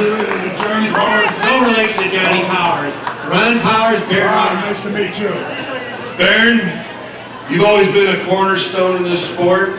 Between you and Larry, Ed Smith, Mickey Garagiola, Bob Orton, we can go on and on. You guys put St. Louis on the map. I've been in this business for 18 years and have never had the privilege of meeting you. It's an honor to meet you, and I hope maybe in a little while we can do business. My pleasure to meet you, and much luck on your career and in your upcoming match. Nice to meet you, man. Gary Jackson, what do you want? Let's bring up this family reunion. Everybody came down here to see gorgeous Gary Jackson take on the biggest cheater in the game, Ron Powers. Now, Mr. Von Raschke, I understand you have done a lot of things. In the past, you have put St. Louis on the map. But tonight, sir, I ask you to step back 50 feet because this is Gary Jackson's night. Now, as you can tell, all the people out there, they came to see the great one, gorgeous Gary Jackson, looking good as only I can look. So, Let me cut this short. Gary Jackson, I might have lost a step or two, brother, but I'm still 2 steps ahead of you and everybody up in that dressing room. I'm still and champ. you couldn't beat me on your best day. I'm still champ. Stay calm, guys. Come on. We don't need this here. Come on, guys. Hey. Oh. Gary Jackson going after Ron Powers. Stay here, Baron. It's their battle. See what I do to people when they get in my way? See what I do to people when they get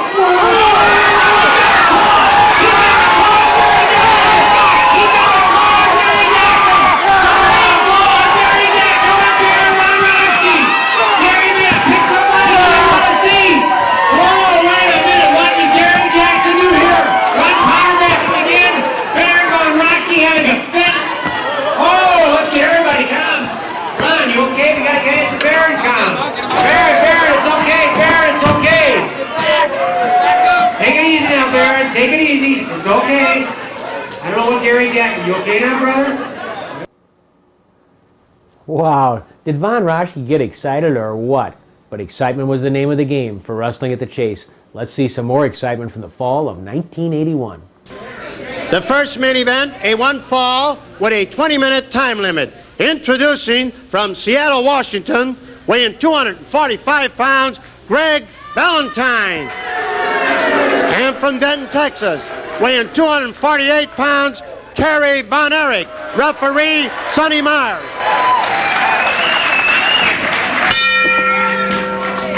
A lot of people in the wrestling world are keeping an eye on this one. Greg Valentine against Kerry Von Erich. Greg returning to Wrestling at the Chase after a long absence, during which period he has established himself as one of the top contenders for the World Heavyweight Championship. Greg Valentine knows, too, that Kerry Von Erich is one of the hottest young talents in wrestling history. He's loaded with potential, with skill.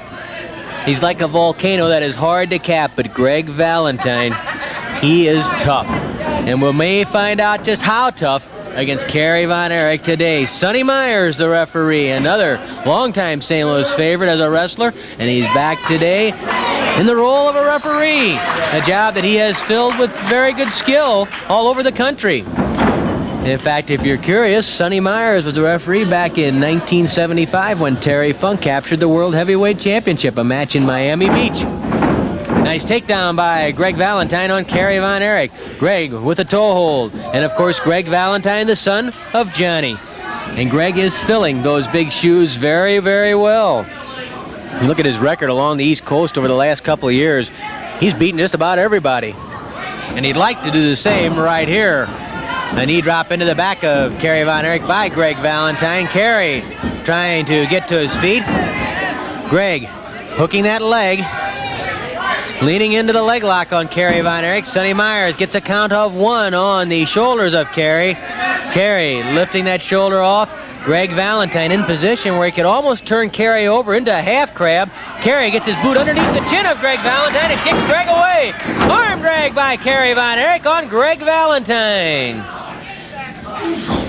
Kerry stretches out Valentine's arm. You know, there is some bad feeling between these two from a recent 6-man tag match.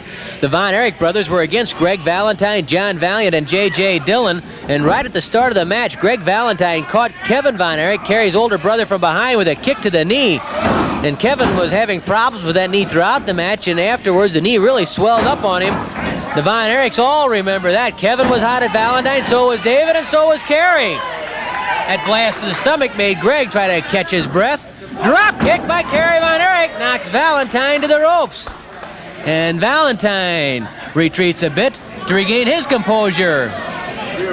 A testing process right now between Kerry Von Erich and Greg Valentine, trying to feel each other out to see where the strengths are, where the weaknesses are. Side headlock by Kerry on Greg Valentine. You have to believe that Jack Briscoe, the new Missouri State champion, and Ken Patera, the man who wants to take that title for the second time, are both watching this match very closely too, because whoever is the Missouri champion after Briscoe and Patera settle their differences in a best-of-3 falls match might well have to deal with the winner of this one between Von Erich and Valentine.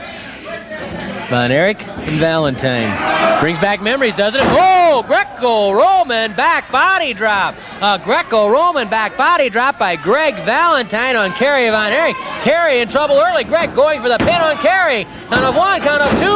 And Kerry shoves Valentine off. Valentine has shaken Kerry Von Erich early in the match. He pounds on Kerry with those burly forearms. A forearm smash to the jaw by Greg Valentine. Those are legal blows. Kerry comes off with a forearm of his own. Kerry dumps Valentine. Body drop right into the knee of Greg Valentine, and Valentine cries out in pain. You remember some of the battles that the fathers of these two had? Fritz Von Erich and Johnny Valentine. I can think back about 15, 16 years ago. And those two nearly took each other's heads off. In history, they say, has a way of repeating itself, and here it is, Von Erich versus Valentine. In this case, Kerry Von Erich against Greg Valentine. Greg really primed for this one. He wants to make his mark in St. Louis, and he can certainly do it today. Kerry twisting the leg. Valentine reaches up for the chin. Manages to hook the arm, and Kerry runs into some trouble. Valentine slamming his leg into the chin and jaw of Kerry Von Erich. Kerry's running into some early trouble with Valentine. Valentine pushes him to the corner, pulls that leg up over the top, over the second rope, and then drives his knee into the thigh of Kerry Von Erich. Greg Valentine working with his knee in the thigh of Kerry Von Erich, and Sonny Myers having trouble getting Greg Valentine back. Well, you know there were none tougher than Johnny Valentine, and Greg has earned a reputation for being every bit as tough as Johnny was. 5 minutes have passed, 15 minutes left. Greg Valentine yanks Kerry Von Erich into the middle of the ring and then drops his full body weight into the thigh. Of course, whenever you think of Valentine, you think of the Brain Buster, the first man to use the elbow successfully, and Greg follows in those footsteps. But Greg is also proficient with the figure 4 leg lock, so keep that in mind. Kerry knows he's in a war. He fights back against Valentine and knocks Valentine to the ropes. A kick to the stomach by Kerry Von Erich. Flying mare by Kerry. To the air. Oh, the elbow drop misses. The elbow drop misses as Greg Valentine rolled away. Valentine grabs Kerry and pitches him right through the ropes and out of the ring, down to the cement floor.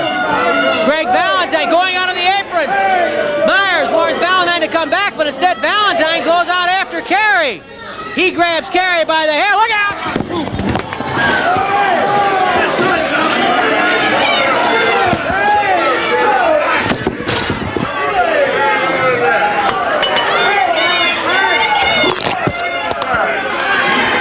If we're still on the air out here, Kerry Von Erich has been viciously slammed into the press table twice by Greg Valentine, and Kerry is hurting outside the ring. Valentine really just slammed him into that table. He crushed one of the glass cups here. And I don't know that Kerry could possibly even be bleeding after hitting that cup. He hit the bell once. And Greg Valentine showing a real killer streak. He grabs Kerry Von Erich, pulls him up to the apron, bends him backward over the rope, and slams that forearm right into the chest of Kerry Von Erich. A vicious assault by Greg Valentine on Kerry Von Erich outside the ring, and now Von Erich trapped along the apron. Sonny Myers knocked down by Greg Valentine. Von Erich knocks Valentine back, and now Kerry Von Erich tears into Greg Valentine. This crowd going berserk. It's Kerry Von Erich ripping into Greg Valentine. The arm whip to the ropes. Oh, Valentine nailed Von Erich with an elbow smash, the brain buster right to the head. Von Erich down and stunned. Valentine grabs Von Erich, pitches him out again. Greg Valentine, a man possessed, going back out after Kerry Von Erich. He grabs Von Erich from behind, hoists him to the air.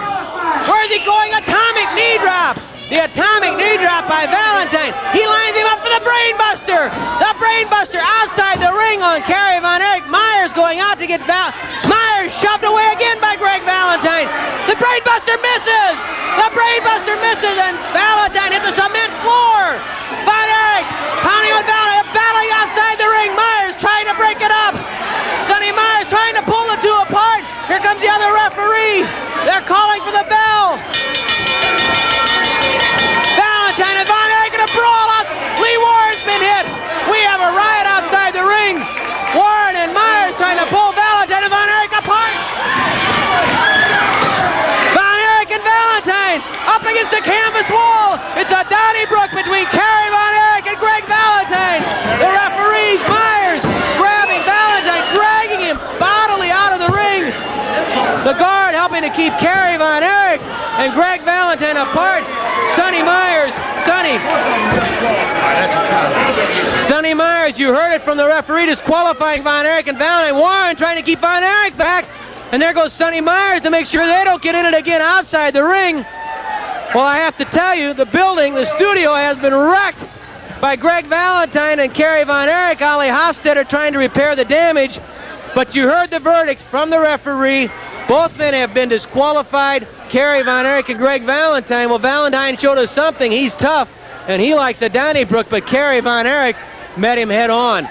We'll be back with more in a moment. A special attraction, an Australian tag team match, most falls to curfew. Introducing from Portland, Oregon, weighing 257 pounds, Ken Patera. From Toronto, Canada, weighing 252 pounds, Pat Kelly. From Winnipeg, Canada, weighing 247 pounds, Bulldog Bob Brown.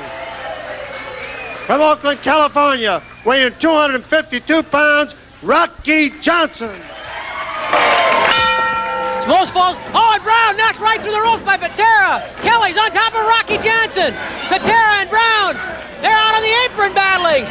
Rocky Johnson whipped to the ropes by Kelly. Johnson to the air with a drop kick. Johnson, a second drop kick on Kelly. Brown and Patera still battling. Kelly dazed. Johnson, sunset flip. Johnson has him down. Now 1, 2, 3. There's the first fall. Do you believe that? Rocky Johnson explodes after he and Brown were attacked from behind, and Johnson still wearing his robe. Then Pat Kelly with a sunset flip for the first fall of the most falls to curfew battle. This crowd is going nuts, and so is Ken Patera.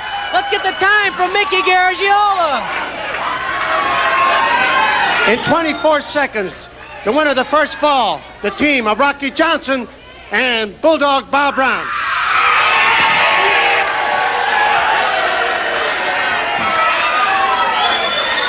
Boy, you talk about something backfiring. Patera and Kelly jumped Brown and Johnson from behind. Brown was knocked out onto the apron by Patera. Brown and Patera started battling on the apron, and the next thing you knew, there was Rocky Johnson flying through the air with drop kicks and catching Kelly in a sunset flip. Johnson still had his robe on, and he pinned Kelly for the opening fall. Now Patera and Kelly really have the pressure on him as we wait for the bell that will start the second fall. Remember, it's most falls to curfew. We could have 3 more falls. We could have 4 more falls. And Patera and Kelly, well, they have to bear down. Johnson must begin the action against Pat Kelly. I'll bet you that's a record time, says Bulldog Bob Brown. I don't even know if he knew that Johnson had pinned Kelly because he was busy battling with Ken Patera. I don't even know what was the time, Mickey. I missed it myself. 28 seconds. 28 seconds. And Rocky Johnson had pinned Pat Kelly. Now Kelly and Patera are really going to be dangerous. 24 seconds. 24 seconds. Well, after all, the way they were going, I had to get out of it. I could keep time. In fact, Mickey nearly got knocked through those ropes right with Brown when Patera hit Brown. And Johnson has a little invitation for Ken Patera if he wants to get in. How long do you think it'll take Harley Race to hear about that? Harley Race, who has to quiet down Rocky Johnson. That was one sneak attack that did not pay off. Certainly it did not pay off for Pat Kelly and Ken Patera. Brown's just all enthused about the whole thing. I think Johnson had to tell him, hey, you know, I pinned the guy while you were fighting outside the ring with Patera. Can't beat that. Only got hit 3-4 times. How do you like that, Patera? Yells Brown. Here comes Patera around the apron outside the ring as Johnson is kicked away by Kelly. Backflip. Oh, Johnson landed on his feet. And then he slapped Kelly. Beautifully set up by Kelly, trying to backflip Johnson, and it's all for naught because Johnson landed on his feet. 5 minutes left. 5 minutes. 5 minutes remain in curfew. Brown still all enthused, but he keeps saying, what a team, what a team. Well, let's wait and see a little bit. Let's not count the chickens before they're hatched. There's still time left. And Pat Kelly is no slouch, and you know all about Ken Patera. Brown still yelling at Patera. What happened to you, he yells. Johnson blocks the punch and slaps Pat Kelly. Don't you do that, says Rocky Johnson. Then he begins to bounce around, ready to do a little boxing if that's what Pat Kelly prefers to do. Rocky Johnson will need all of his skills. All of them. Speed, power, intelligence when he's in there with Harley Race, because Harley Race wants the gold belt more than anything. He wants the gold belt, and it belongs to Nature Boy Ric Flair. And in order to get to Flair, he's going to have to go through Rocky Johnson right now. Patera is tagged with a little help from Brown. Brown wants Patera in there. Come on in, says Bulldog. That's an open challenge. Patera could hardly back down. And so now it's Ken Patera and Bulldog Bob Brown. They had their moments of violence last weekend on Wrestling at the Chase when they were on opposite sides of a tag match. Brown was on the losing side then as Patera and Greg Valentine came up with a victory. Now Patera and Pat Kelly have to open up. Oh, Patera catches Brown with a kick to the stomach and a forearm smash to the head. And then Patera with those powerful arm squeezes Bulldog's head. Nice move by the Bulldog. Knee drop into the elbow of Ken Patera. Patera tries to get to his feet, manages to do so. He's bent forward, and it's Bulldog Bob Brown with the hammerlock. Patera trying to reach behind him for Brown. Tag's made to Rocky Johnson. Here comes Rocky. Rocky pulls Patera right off those ropes. The referee's going to make him, or is he? No, I don't think he will make him release that hammerlock. Lightning, yells Bulldog Bob Brown. Lightning, that's what Harley Race has to contend with, and so do Patera and Pat Kelly. Patera, side headlock on Johnson, carries him down. The referee watching those shoulders carefully. Patera spreading the legs, trying to get extra balance so he can get over the shoulders of Rocky Johnson. Get those shoulders down. The crowd begins clapping and chanting, yelling, let's go Rocky, let's go Rocky.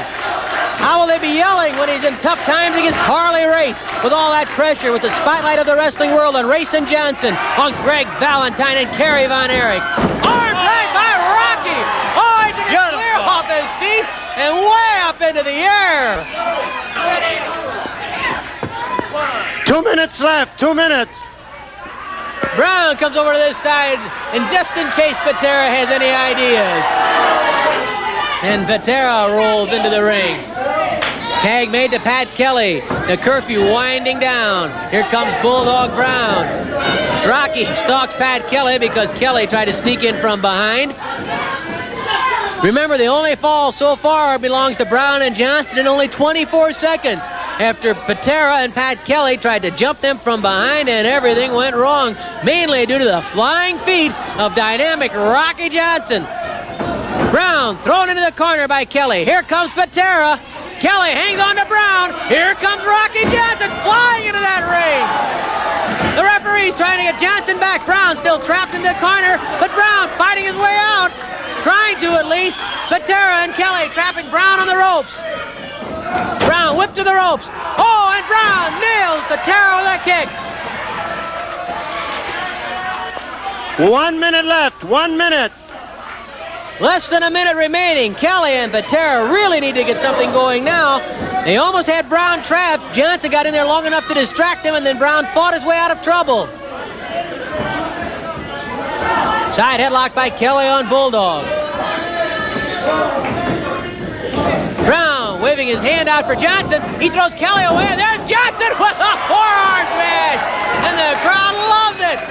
Brown grabs Kelly and pops him right on the forehead. Brown trying to pull Patera into that ring, and he punches Patera on the cheekbone. Johnson nails Pat Kelly. Patera's been pulled in by Brown. Patera and Brown are at it again. Kelly comes up behind Brown. Patera with a knee to the stomach of the Bulldog. A smash to the back. There's the bell. The curfew has expired. The only fall belongs to Johnson and Brown, but they're still going at it. All 4 men in that ring. Brown and Patera battling. Johnson pounding on Pat Kelly. Mickey Garagiola trying to get into the ring. The headbutt by Johnson levels Kelly. Patera thrown over to Rocky Johnson. And I think Brown and Rocky Johnson have restored order by themselves. The only fall, believe it or not, came in 24 seconds, and here's Mickey. With time running out, the winner of the only fall and the match, the team of Rocky Johnson and Bulldog Bob Brown. Was that enough excitement for when the stars came out? I enjoyed it. It was fun. You know, there are only 3 more volumes of classic St. Louis wrestling that are left, and volume 8's right around the corner. It's going to be a dandy. Jack Briscoe, a Hall of Famer, will be doing a 2004 interview with us. Plus, we'll have that classic battle between Dick the Bruiser and Ric Flair when Dick the Bruiser ended up with Ric Flair's robe. That'll be something special. Gene Kiniski on Volume 8. The stars are awesome around when you have classic St. Louis wrestling. We'll get ready for more action. Let's get the dust off. Let's get ready for Volume 8. Thanks for watching today. We appreciate it. He grabs Von Erich from behind. Hoists him to the air. Where's he going? Atomic knee drop. The atomic knee drop by Valentine. He lines him up for the Brainbuster. The Brainbuster outside the ring on Kerry Von Erich. Myers going out to get Myers shoved away again by Greg Valentine. The Brainbuster misses. The Brainbuster misses, and Valentine hit the cement floor. Von Erich pounding on Valentine. Minute time limit. Introducing from Albuquerque, New Mexico, weighing 233 pounds, Gil Guerrera. And from Seattle, Washington, weighing 242 pounds, Greg Valentine. Referee, Lee Wan.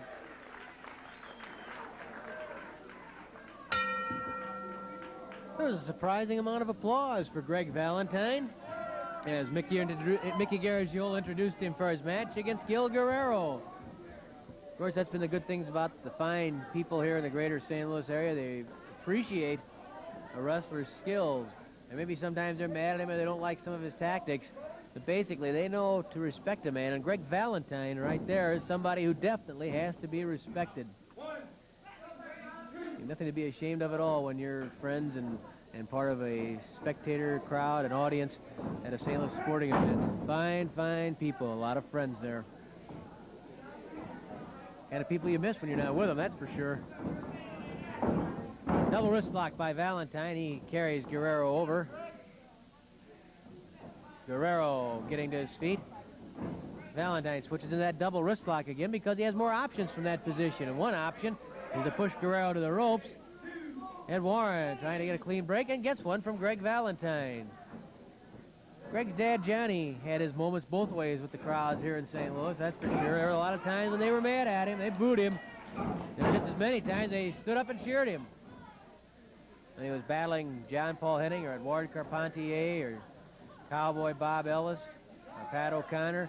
They were booing Johnny Valentine, but a lot of other times when Valentine was in there with the likes of the late Buddy Austin, Buddy Rogers, the Bruiser, Von Erich. You heard a lot of cheers then, too. Valentine drives the elbow into the shoulder. Mickey Garagiola reminding me of something we didn't point out. Of course, a lot of people are much aware that our good friend Wild Bill Longson passed away in December, and the former matchmaker of the St. Louis Wrestling Club, a longtime associate of former promoter Sam Muchnick, Bobby Bruns, also passed away about a month ago. Of course, Bobby was in St. Louis in the 1950s and 1960s, left to take a job with the promotion in Buffalo, New York. Very highly respected, an excellent wrestler, good friend.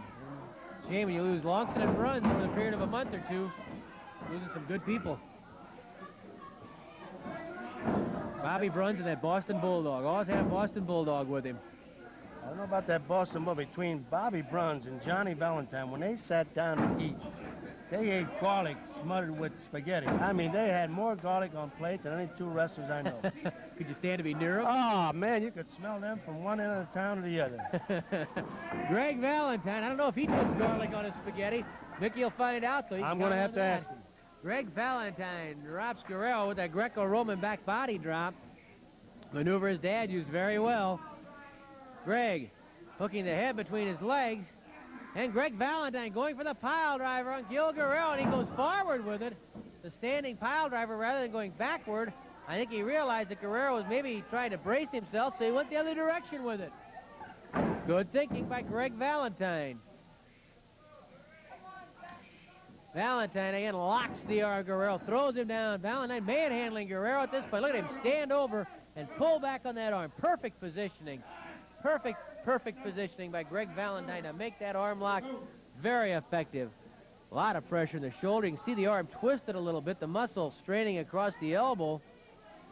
Guerrero's arm taking it right now from Greg Valentine.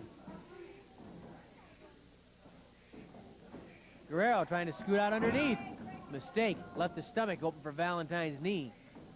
Valentine pitches Guerrero right through the ropes, the apron, and down to the floor and into the front row.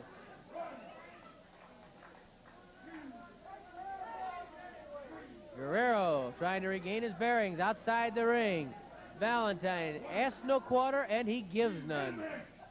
Get him back, yells Guerrero. Valentine not in the mood to wait. Valentine grabs Guerrero, catches him with a blast to the side. Oh, did Valentine pop Guerrero there? Guerrero trying to battle back. Valentine getting the best of the slugfest. Greg Valentine pounding on Guerrero.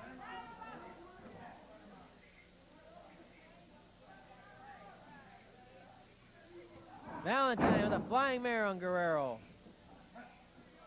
Valentine pulls back on that leg, and the elbow slammed into the hamstring muscle by Greg Valentine. Valentine again, this time with a body drop into the knee of Guerrero. And then a standing leg split briefly, spinning toe hold, and Guerrero scissors, the ankle of Guerrero scissored as Valentine drops back. 5 minutes have passed, 15 minutes left. Greg Valentine now methodically punishing the legs of Guerrero. A standing leg split now by Greg Valentine on Gil Guerrero. And again, you can see that perfect balance that Valentine has, so he can push into the leg, stretch out that hamstring some more. Valentine brings the knee into the other leg. Now Valentine steps over. He can very easily turn this into a half crab on Guerrero. Guerrero tells the referee no, he won't give up. Guerrero, a very awkward and painful position. Valentine sees the back right there for him. Shifts into a double toe hold. And make sure his knee stays in the small of Guerrero's back and puts punishment again, pressure on both legs.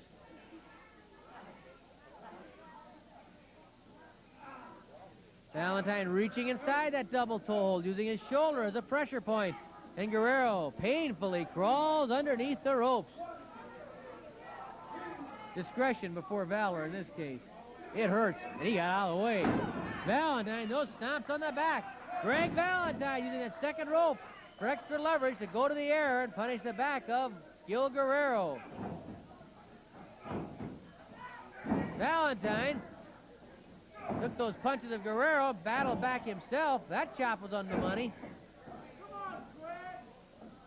Guerrero tosses Valentine to the ropes. Oh, Valentine comes off with that brain buster right to the head of Guerrero. Guerrero was setting him up for the backdrop. Valentine instead with the brain buster and then bangs the elbow into the chest, knocking the wind out of Guerrero. Valentine grabs the leg, both legs up, spins the toe hold, locks it around, cinches it up, and there's that figure four leg lock. The figure four leg lock by Greg Valentine on Gil Guerrero. And Guerrero with no choice but to submit. Greg Valentine runs roughshod over Gil Guerrero. And it's about 50-50 cheers and boos for Greg Valentine. He just went in there and hard-nosed, tough customer that he is, polished down, methodically wore down Gil Guerrero. We're going to get another look at Valentine cinching up that figure four. One brain buster already landed. There's that elbow driven in again. Guerrero already stunned. Valentine following it up. Grabs the legs, makes sure the man's in the middle of the ring. Good ring sense by Greg Valentine. Locks it up, makes sure he has it cinched good so he can really rip at that cartilage in the knee. And the figure four leg lock gives Greg Valentine the win. Here's Mickey Garagiola. In 7 minutes and 9 seconds, with the figure four, the winner, Greg Valentine. 15-minute time limit. Introducing from Kansas City, Kansas, weighing 246 pounds, Cowboy Bob Orton. From Terre Haute, Indiana, weighing 239 pounds, Greg Lake.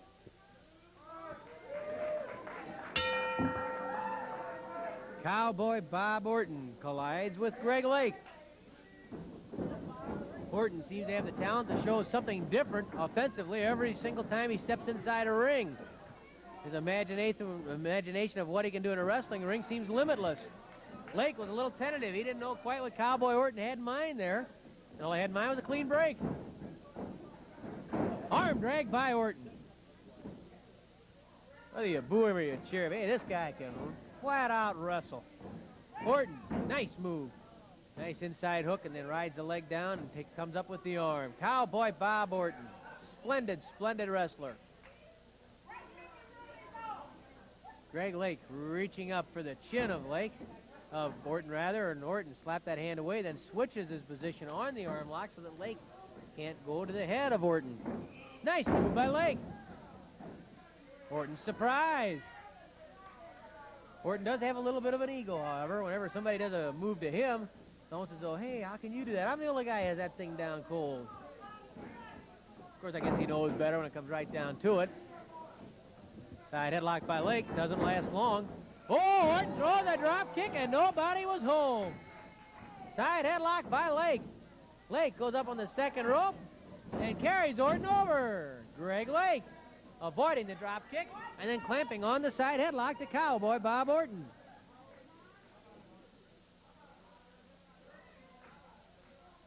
Orton reaches up with the forearm up against the jaw of Lake.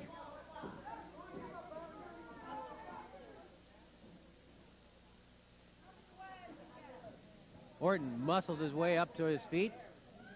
Up to his knees, rather. He's heading for his feet. I'm sure that's what he's hoping for, but maybe not, knowing Orton. He has a leg there that he might be able to do something with. Lake squeezes harder. That's how you get cauliflower ears. Orton throws Lake to the ropes. Lake, nice move. Lake coming inside with a backdrop on Orton. You can see Orton's face. He's angry because he was outsmarted there by Greg Lake. Orton favoring that back and Lake with the side headlock. Greg Lake so far giving a very good account of himself against the wily and clever Cowboy Bob Orton. Lake pulls back on Orton's head. Orton pops his forearm into the back of Lake. Again, that forearm delivered right in the kidney area. Sometimes a little short jab into that region can be more effective than a big haymaker aimed at the nose. Mickey's been on the receiving end of both, and I'm sure Mickey Garagiola would verify that. Let's right about that, especially when a guy like Ox Baker comes after you for that. The bigger they are, the harder it hurts when they hit. Although you talk about a guy who can really pop someone. That Greg Valentine packs a lot of wallop. Lake leapfrogs over the top. Drop kick by Lake. Puts Orton down, then Lake catches Orton with an arm drag. Oh, side headlock backfires. Orton muscling up, but no, Lake hangs on. Orton almost slipped away, and Lake almost got into trouble. But Lake, determined, held in there and has the side headlock. That Lake was really moving around there. Orton thought he had him, but Lake turned the tables. Did a good job at it.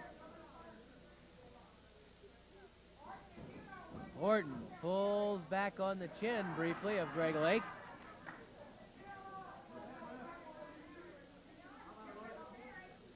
Lake requested that the referee ask Orton if he wants to give up. Orton naturally said no. Tough boy. I can't imagine him giving up under anything but the most dire of circumstances. Orton leapfrogs over the top, and Orton puts it right on the button. Oh. Nice move by Cowboy Bob Orton. Sharp, accurate, and effective. Orton. Oh, looks like he's going. Oh! Orton, instead of going for a suplex, something new again from the Cowboy. Orton dropping Lake down, stomach first, ribs across that top rope. And you can imagine the impact of that. It looked like he was going for the conventional suplex, and then Orton once again did something different. What a wrestler. He comes up with more new holes every week. I'll tell you something, whatever happens between Flair and Von Erich or any other title anywhere in the wrestling world, that man in the ring right now, Cowboy Bob Orton, has the potential to win a major title and to keep it for a long time. No question about it. He can go. Orton up on the second rope. 5 minutes have elapsed, 10 minutes left. Orton dive bomb Lake from the second rope, bringing that forearm right into the stomach. Lake, the wind totally knocked out of him. Look at Orton lifting him, manhandling him. That Orton's strong too. Lifts him up almost like a baby, but you don't handle a baby like that. Oh, Orton driving the knee down in the stomach of Lake. Cowboy Bob Orton. What a vast repertoire he has. Orton has Lake up in the air. Oh, drops him down on the shoulder. Greg Lake. I hope he didn't have a very big lunch. Oh, Lake catching it again, the shoulder right in the stomach. Now a backbreaker over the top buckle by Orton on Lake. Orton slams the forearm into the neck, and down goes Lake. Orton up on the second rope. And Lake, he's going nowhere but the cleaners after Orton finishes with him, unless he can turn it around quickly. Whenever you see Cowboy Bob Orton in that ring, you see a guy who is proving time and time again that he can truly do it all. He reaches inside on Lake, hoists him to the air. Where's he going with him? Slams him down, stomach into the knee. What a pounding. The midsection, the abdomen of Greg Lake is taken from Orton. And once again, a lot of people are clapping for Orton, respecting what he's doing. And all of what he's doing, I hope you notice, has been 98% legal. Right now, he's hanging onto the ropes for some extra leverage. The knees themselves, even the kicks are legal. Orton stomping away on Greg Lake.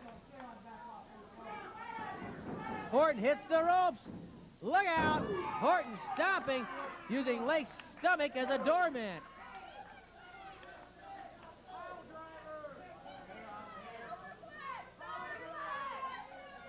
Orton hooking the head of Lake. Nice low suplex. A nice low, quick, hard suplex by Cowboy Bob Orton. Orton bounces off the ropes. Diving headbutt into the stomach. Orton laughs at the referee. Says, man, am I good? I'm so good, says Orton. Hard to dispute what we're seeing. Orton, elbow drop to the stomach. You talk about a guy taking a pounding. Greg Lake is literally getting the stuffing beaten out of him by Cowboy Bob Orton. That's no reflection on Lake. He gave a good account of himself early, made a mistake, and has paid for it painfully ever since. The abdominal stretch by Cowboy Bob Orton. The abdominal stretch by Orton on Lake, and that's it. Cowboy Bob Orton. That's just a postscript there, the abdominal stretch after everything else that Orton did to Lake. The referee having to threaten Orton with disqualification. The abdominal stretch, still another way to win a match, and the first time Orton's shown us that. Seen a lot of guys who are versatile, but I have seen nobody in all the time I've been here on Wrestling at the Chase who compares to Orton for versatility. There's that abdominal stretch, perfectly cinched in. Look at the pressure in the side. You know everything that Orton had done to the stomach. An easy victory there for Cowboy Bob Orton. Here's Mick. In 8 minutes and 10 seconds with the abdominal stretch, the winner, Cowboy Bob Orton. Tag team match, most falls to curfew. Introducing from Winnipeg, Canada, weighing 246 pounds, Bulldog Bob Brown. From Amarillo, Texas, weighing 234 pounds, Mark Romero. From Des Moines, Iowa, weighing 260 pounds, Steve Seifert. And from Yasuka, Japan, weighing 246 pounds, Yasu Fuji.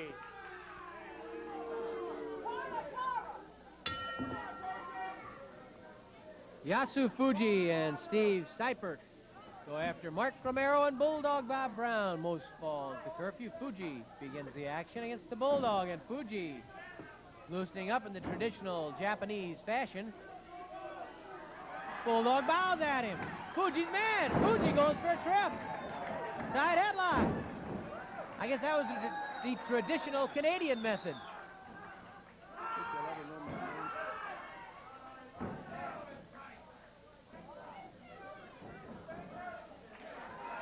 Tag made to Mark Romero. Mickey, I know your name. Don't worry. One of that gal that ringside is. What's your last name? Flying tackle by Romero. Side headlock. Fuji goes down. No matter what happens in the future, Mick, I will remember your name. I expect you to count the supper. It's a real name. I mean, a real easy name to pronounce and spell and everything. I mean, you know. Garagaglia. No, Garagiola. Garagiola. I go by Garagiola. The other guy goes by Garagiola. I know that. You guys don't even agree on it yourselves. That's $1 million a year man. I mean, after all, it's a little difference. That's true. It changes the name. Side headlock. Very effective against Yasu Fuji. Gary Von Erich will be looking for effective weapons against Ric Flair, and he'll need all his weapons to knock Flair off that throne. Romero catches Seifert. Seifert was the one who wanted to do the damage, but it was Romero who ended up scoring and scoring big. Romero with a side headlock on Seifert.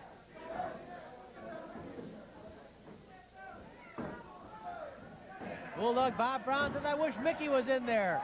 Tags made. Brown helped Romero out. The Beatles said it best, with a little help from a friend. I asked him, I said, how come you're starting to comb your hair now? He says, I want to look pretty on TV. I says, there's no TV camera's going to help that face. He needs a sauna bat and then mold it into something. Oh, Mickey's on a roll today, boy. Let's get on that plane and go to Vegas quick, Mick. You're hot today. Either that or catch a bus and get out of town right now. If Brown finds out. Brown grabs Seifert and he grabs Fuji and rams their heads together. Go to a sauna bath and then mold it into what you want. Yeah, make yourself a good-looking fella. Nah, he's a nice guy. Yeah, you know what happens to nice guys, too. Yeah. That's why he's got a little bit of Leo DeRocher in him, too. Got to inside that ring. In wrestling, nobody looks out for you but yourself. You better believe it. There's nobody warming up in the bullpen. Look out for number one. Side headlock by Romero and Seifert. And number one right now is Ric Flair. Not with an asterisk either. Gary Von Erich can change all that and trade the Missouri belt for the gold. Atomic knee drop by Seifert. Romero staggered. Here comes Fuji. Fuji with a chop.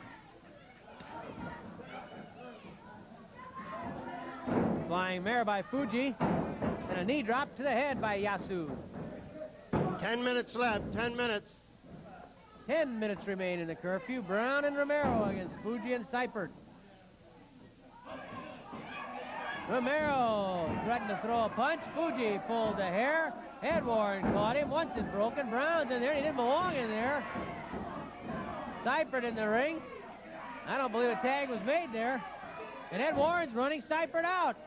He's right, too. There was no tag made there. The Warren brothers doing exactly what they're supposed to do, and they ran Seipert out. Oh, Fuji, that nice side suplex. Sweeping the leg. Mike George uses that hold pretty well. And before him, a gentleman by the name of Danny Hodge made a lot of use out of that side suplex. Hodge didn't have a whole lot of matches here. Of course, he was the World Junior Heavyweight Champion. And possibly, well, certainly one of the top 4 or 5 amateur grapplers ever turned out in this country. You're talking about the great amateur wrestlers who were turned out by the United States and did battle in international competition. Certainly talk about Danny Hodge, Ken Gable, Larry Christoph, a few other names, but certainly those guys are among the top 5. Dan Gable, of course, was never of the size that he was going to be in professional wrestling. He's about I'm not sure what he competed at. I'm guessing around in the 150, 160-pound range. Of course, he's a collegiate coach now up in Iowa. Larry Christoph, right over at Southern Illinois University, Edwardsville, doing a great job. And he's turning out some kids, his own, Mark and Kip. In fact, the one boy's already been Illinois state champion twice, and he's only a sophomore. The other son wrestling for Larry at SIU Edwardsville. Larry, a fine gentleman. Great guy and doing a tremendous job for the sport of wrestling. He's building a tremendous program. The hammerlock by Seipert on Mark Romero. Here comes Fuji. Brown reaches in. Brown trying to make a tag. Brown made a tag. I hate to tell him that tag was illegal, either the referee saw it or not. The crowd is yelling at the referees. Brown saying I made a tag. Yes, he did, but Brown's feet weren't on the apron. So even though there was a tag made, the referees are right in chasing Brown out. Brown's feet were on the ropes. Tag was illegal. The Warren brothers are right, absolutely.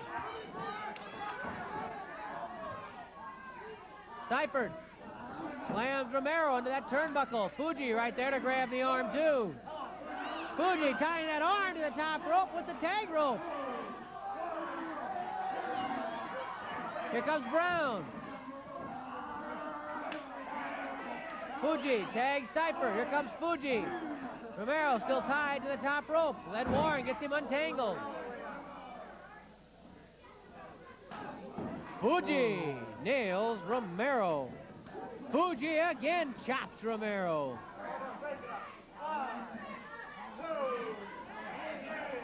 Romero all hung up. Here comes Brown. He throws a punch at Fuji, but it doesn't help Romero. Seipert strangling and Fuji stretching Mark Romero. Romero trying to get to Brown. Fuji cuts him off.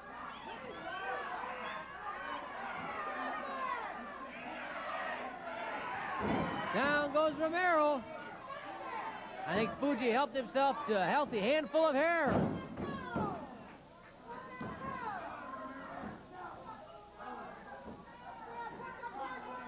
Fuji, nicely applied arm lock and wrist combination. His knee against the elbow of Mark Romero. There you see it. Great camera work again by the crew here. That's Artie Passes on the low camera. You can bet John Baker's going to call his number with regularity because our director, John Baker, couldn't beat Passes. He couldn't beat him at racquetball if his life depended on it. Here I thought Baker was so good he's just collapsing. He hasn't won a racquetball game in months. Karen Klein beat him. Winkles beating him. He's just gone to pot. Collapsed completely. And Romero, oh, he ducks. Drop kick by Romero. He needed that break, and he makes the tag to the Bulldog. Brown tears into Seipert. Seipert and Fuji, a meeting of the minds. Body slam by Brown on Seipert. Fuji chopped, his eyes gouged by Brown. Brown with a knee snap on Seipert. A knee snap to Fuji by Brown. Oh, Seipert caught Brown unaware. 5 minutes left, 5 minutes. Brown dropped by Fuji and by Seifert. And now Seifert standing on the throat of Bulldog Brown.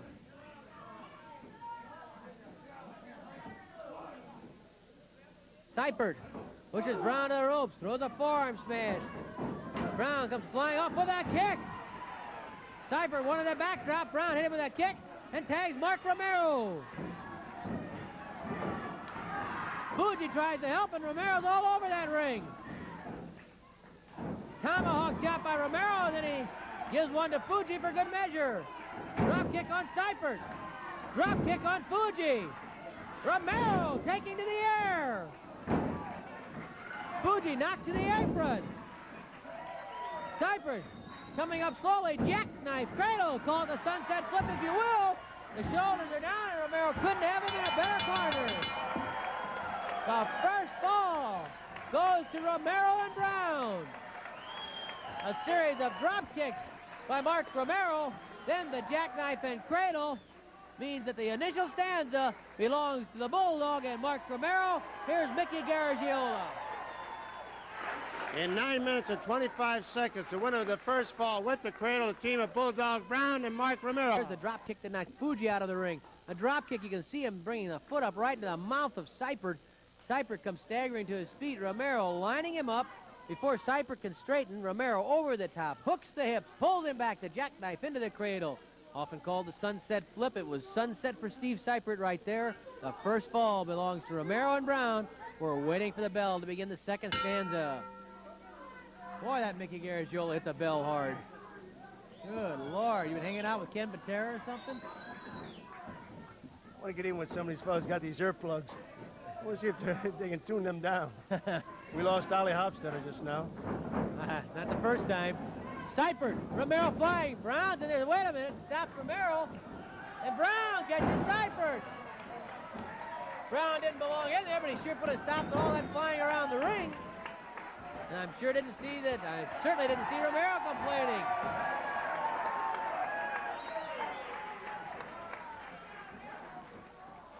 Mark Romero tying up the arm of Steve Seifert. Tag made with Bulldog.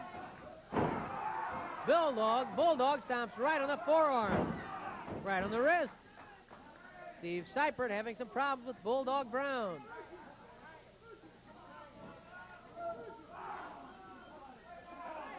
Brown punishing that arm, and of course the first fall, so very important. It belongs to Romero and the Bulldog. Seifert tries to run his way to Fuji, and Brown just hangs on. Steve Seifert, to quote the ringside spectators, a look-alike for Walter Matthau. Whoop, Brown pushed into the wrong corner. At least the wrong corner as far as he's concerned. Romero to the rescue.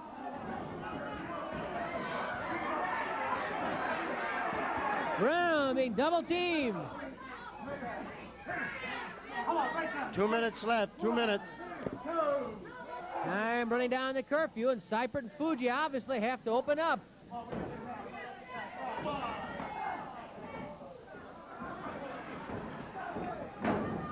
Brown is the guy who's really on the spot here because Fuji and Seifert, when they get the fall, that'll even this match at one apiece. Fuji digs in with the nerve clamp on the Bulldog. Yasu Fuji leaning into the neck of Brown.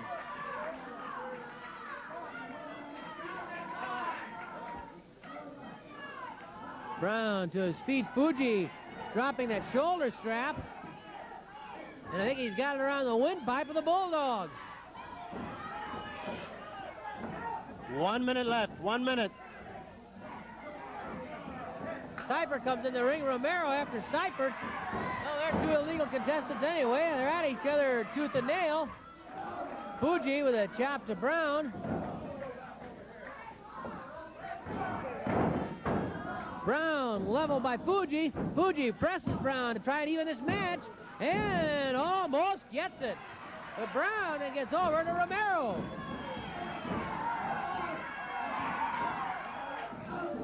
Romero rips into Fuji. Knee lift by Romero.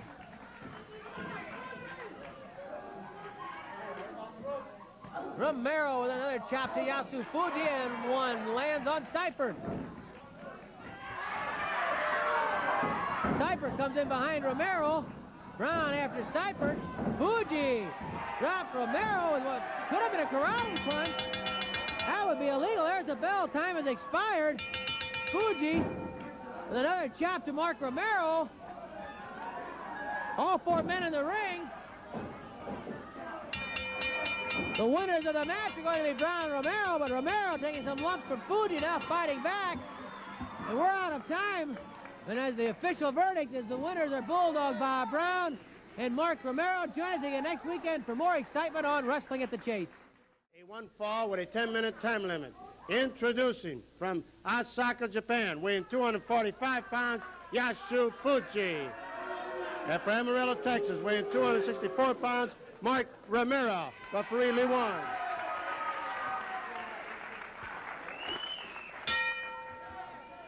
Yasu Fuji takes on Mark Romero. Yasu Fuji, of course, is from Osaka, Japan. And I'll tell you, if you got to go out in the final show for yourself, it's good to know that Mickey Garagiola can still do it with the best. He thought it was Dick Murdoch, and he tried to put him from Waxahachie, Texas. I think, or Waxahachie, Japan, should there be such a place. Why did it come from Tokyo, Japan? It's easier.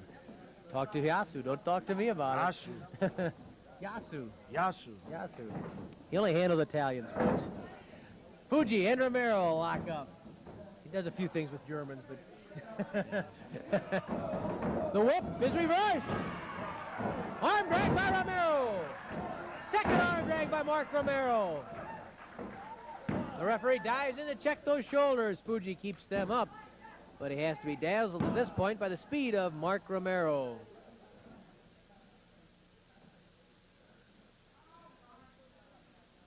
Fuji trying to get to his feet. These two were on opposite sides of a tag team affair last weekend, and had quite a Donnybrook after the bell, really. In fact, Fuji landed a karate thrust to the throat of Romero. There was some bad feelings after that match. Flying tackle by Romero. Fuji waiting. Oh, he tried a body slam. Backfired. Reverse rolling cradle. Romero trying to get up over the hips. Couldn't quite get it cinched up the way he wanted it. Arm drag by Romero. Mark Romero with the arm drag. And now in command against Yasu Fuji.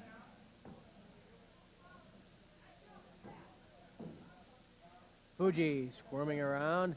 Romero pins that arm down to the mat and drops the knee into the elbow.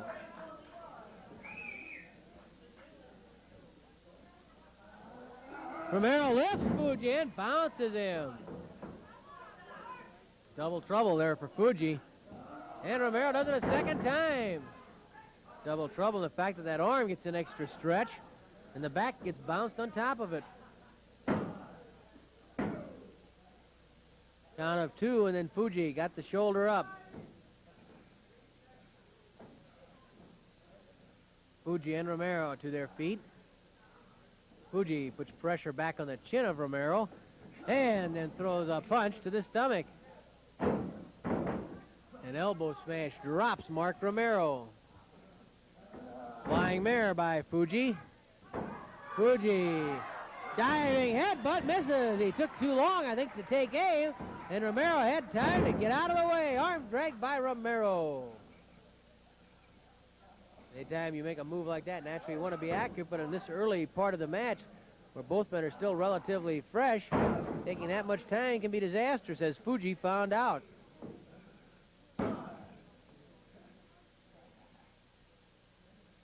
Fuji puts pressure underneath the chin of Romero, trying to push the head back. Fuji struggling to his feet.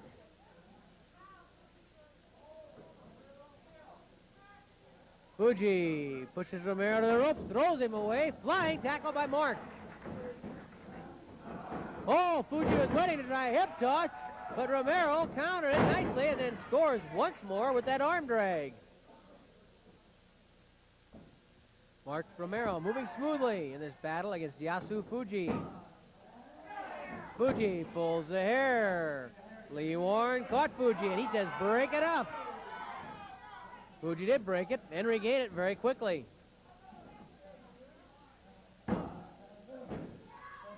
Romero struggling to keep the shoulders up. Fuji puts pressure back on the hand. The grip's legal. That's what the referee was checking to make sure all 4 fingers were in the grip. Anything less would make it an illegal hold, or if the thumb were being used alone. Fuji with a little chop underneath the shoulder. And Fuji grabs Romero and pitches him on the ropes. Romero hanging on, catches himself, pulling himself back up, can't quite make it. That was very close to an automatic disqualification. Romero caught himself. Fuji with a kick to the head of Romero.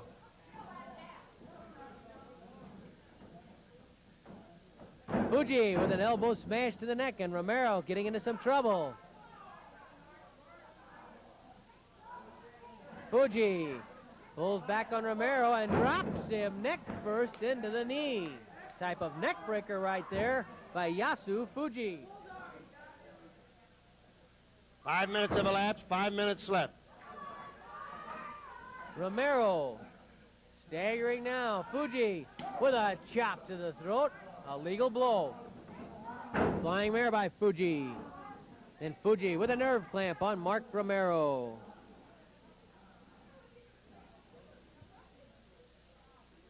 The referee making sure, first of all, that it's not a strangle, and then also checking with Romero if he wants to submit, which he does not. Fuji with a neck snap on Mark Romero. Fuji hooks the head as Romero comes to his feet. Referee's going to have to get in there tight to make sure there's not strangling going on, and Fuji throws a punch. It's more the elbow comes into play for Yasu Fuji. Flying mare by Fuji. And then again the nerve clamp by Yasu Fuji. The crowd begins clapping and urging on Mark Romero. Fuji slams his chest into the neck of Romero. Then Fuji with a knee drop on Romero. Romero's wanted into trouble ever since he got himself tangled up in the ropes and landed heavily on the apron.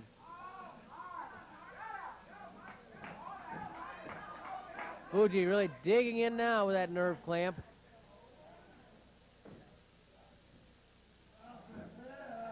You can see that it's quite obviously not a stranglehold. The referee making sure of that.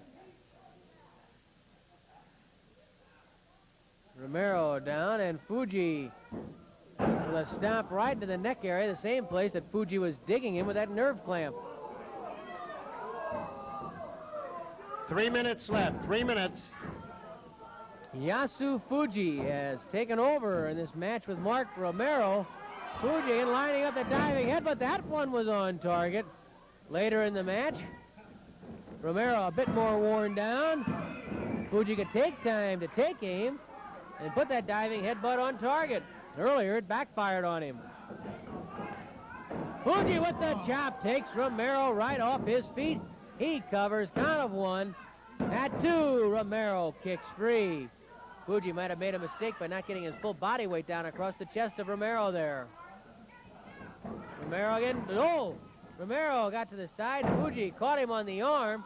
Romero tried to get away, and Fuji caught him on the arm, and then a chop to the throat. Romero slashes back. Romero and Fuji trading chops, and then Fuji ends that by gouging the eyes of Mark Romero. Romero takes a kick right in the chest from Fuji.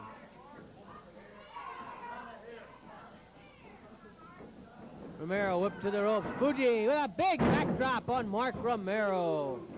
Fuji again covers Romero, this time getting his body weight down across the chest, but Romero still manages to get away. Romero, jackknife. Fuji tries to keep his balance. Romero pulls him down into the cradle. But at 2, Fuji gets away. Mark Romero. Romero coming back against Fuji, and Fuji says, wait a minute.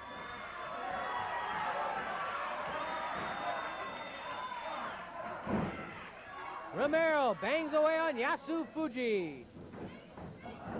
1 minute left. 1 minute. Romero pops Fuji in the stomach. Leg drop by Romero.